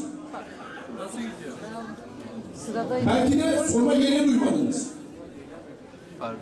34 derneği açıkladınız. Burada şunu anladınız herhalde. 34 derneğin delege sayısı yarıyı geçti. Biz diğer dernekleri şey olarak nasıl diyeyim? Ekibin diğer tarafı ne? Alelacele getirip aradınız bizleri sırf haberimiz olsun diye arıyorsunuz. Başkanlar toplantısına belki hiç katılmayan dernekler var orada. Bunlardan imza toplayarak yayınlıyorsunuz. Ya biz bu zihniyetten sıkıldık artık. Bunu belirtmek istiyoruz. Biz ne olursa olsun Kahve Kurumu'nun kuruluş sürecinde 5 Kasım'da şehit vermiş olan bu kurumun kurumsal yapısına gölge düşmediği şekilde sorumluluk bilinciyle çalışacağız. İyi şeylerinizi, yaptığınız bütün iyi işleri destekleyeceğimizi ama yaptığınız bütün kötü işlerde de karşınıza duracağımızı, eleştireceğimizi bildirmek istiyoruz. Ankara Çerkez Derneği Yönetim Kurulu olarak. Biz bu nedenle tüm anda yönetim kurulu olmasa da isimler bazında desteklemediğimizi belirtiyoruz. Bizler Çerkez Derneği Ankara Şubesi olarak şu anki aday yönetiminden ve bundan sonraki aday olacak yönetimlerden kapsayıcı, birleştirici, ittifak politikalarını geliştiren ve güçlü tutan çatısı altındaki tüm derneklere eşit mesafede olan bir yönetim istiyoruz.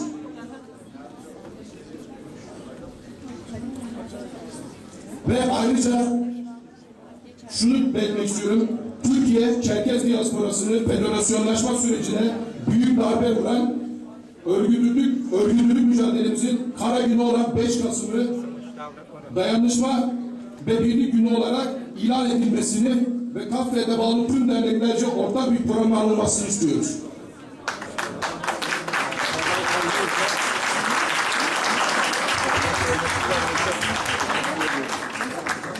Toplumumuz adına toplumumuzun geleneklerimize, örgütlülük mücadelemize yaraşır. huzur ve barış ortamında yapılacak bir genel kurul süreci temellerinde Kafet kamuoyuna saygılarımızla duyuruz. Sağ olun, iyi akşamlar. Sayın Başkan teşekkür ederiz. Başka program hakkında söz almak isteyen katılımcımız var mı? Sevinç Hanım buyurun. Ya biraz yakın çek. Şunu bırakalım. Ama arkadaşım değil.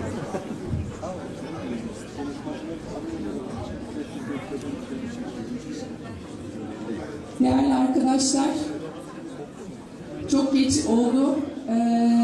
Bir an önce sayım yapılıp, bir an önce seçim yapılıp yollara düşmek istiyoruz, anlıyorum. Ama sadece şu anki oylama süresinde konuşma hakkımı kullanıyorum. Ben sadece şunu söylemek istiyorum. Bütün dernek başkanlarının ve federasyon başkanımız ve Gelecek Federasyon Başkanımızın iknasıyla oluşan divanın bugünkü sabrı, tahammülü ve yönetim şeklinden dolayı kendilerine huzurunuzda teşekkür etmek istiyorum.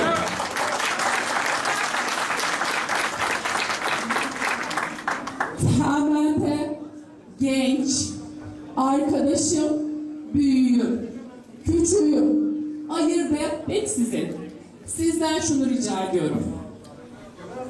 Divan kurulu oluştuğunda verdiğimiz yetkileri kürsüye çıktığımızda konuşurken, salonda dinlerken,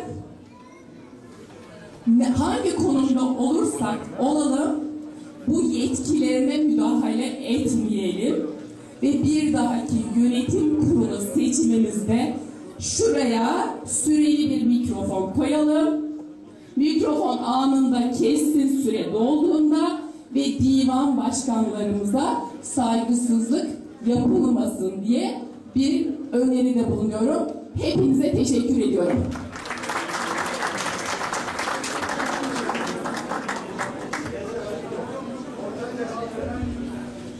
Evet, başka söz almak isteyen var mı?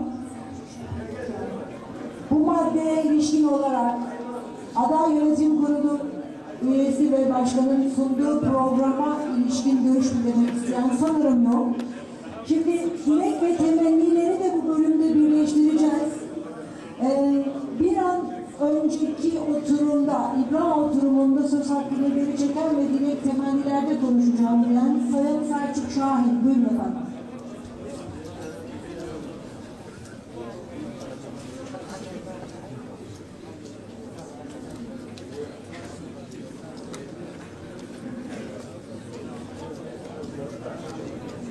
Selçuk Şahin, Göksun Çerkes Kültür Derneği Başkan Yardımcısı. Öncelikle az evvelki konuşmacı arkadaşımın dilek ve önerilerini dile getirmek istiyorum. Kendisi benden önce davrandı. Buranın süreli olması bizim karlı, kışlı dediğimiz yola gitmemizi biraz erken alır. Onu destekliyorum. Divana da böyle kalabalık bir toplantıyı bu kadar güzel bir şekilde yönettiği için teşekkür ediyorum.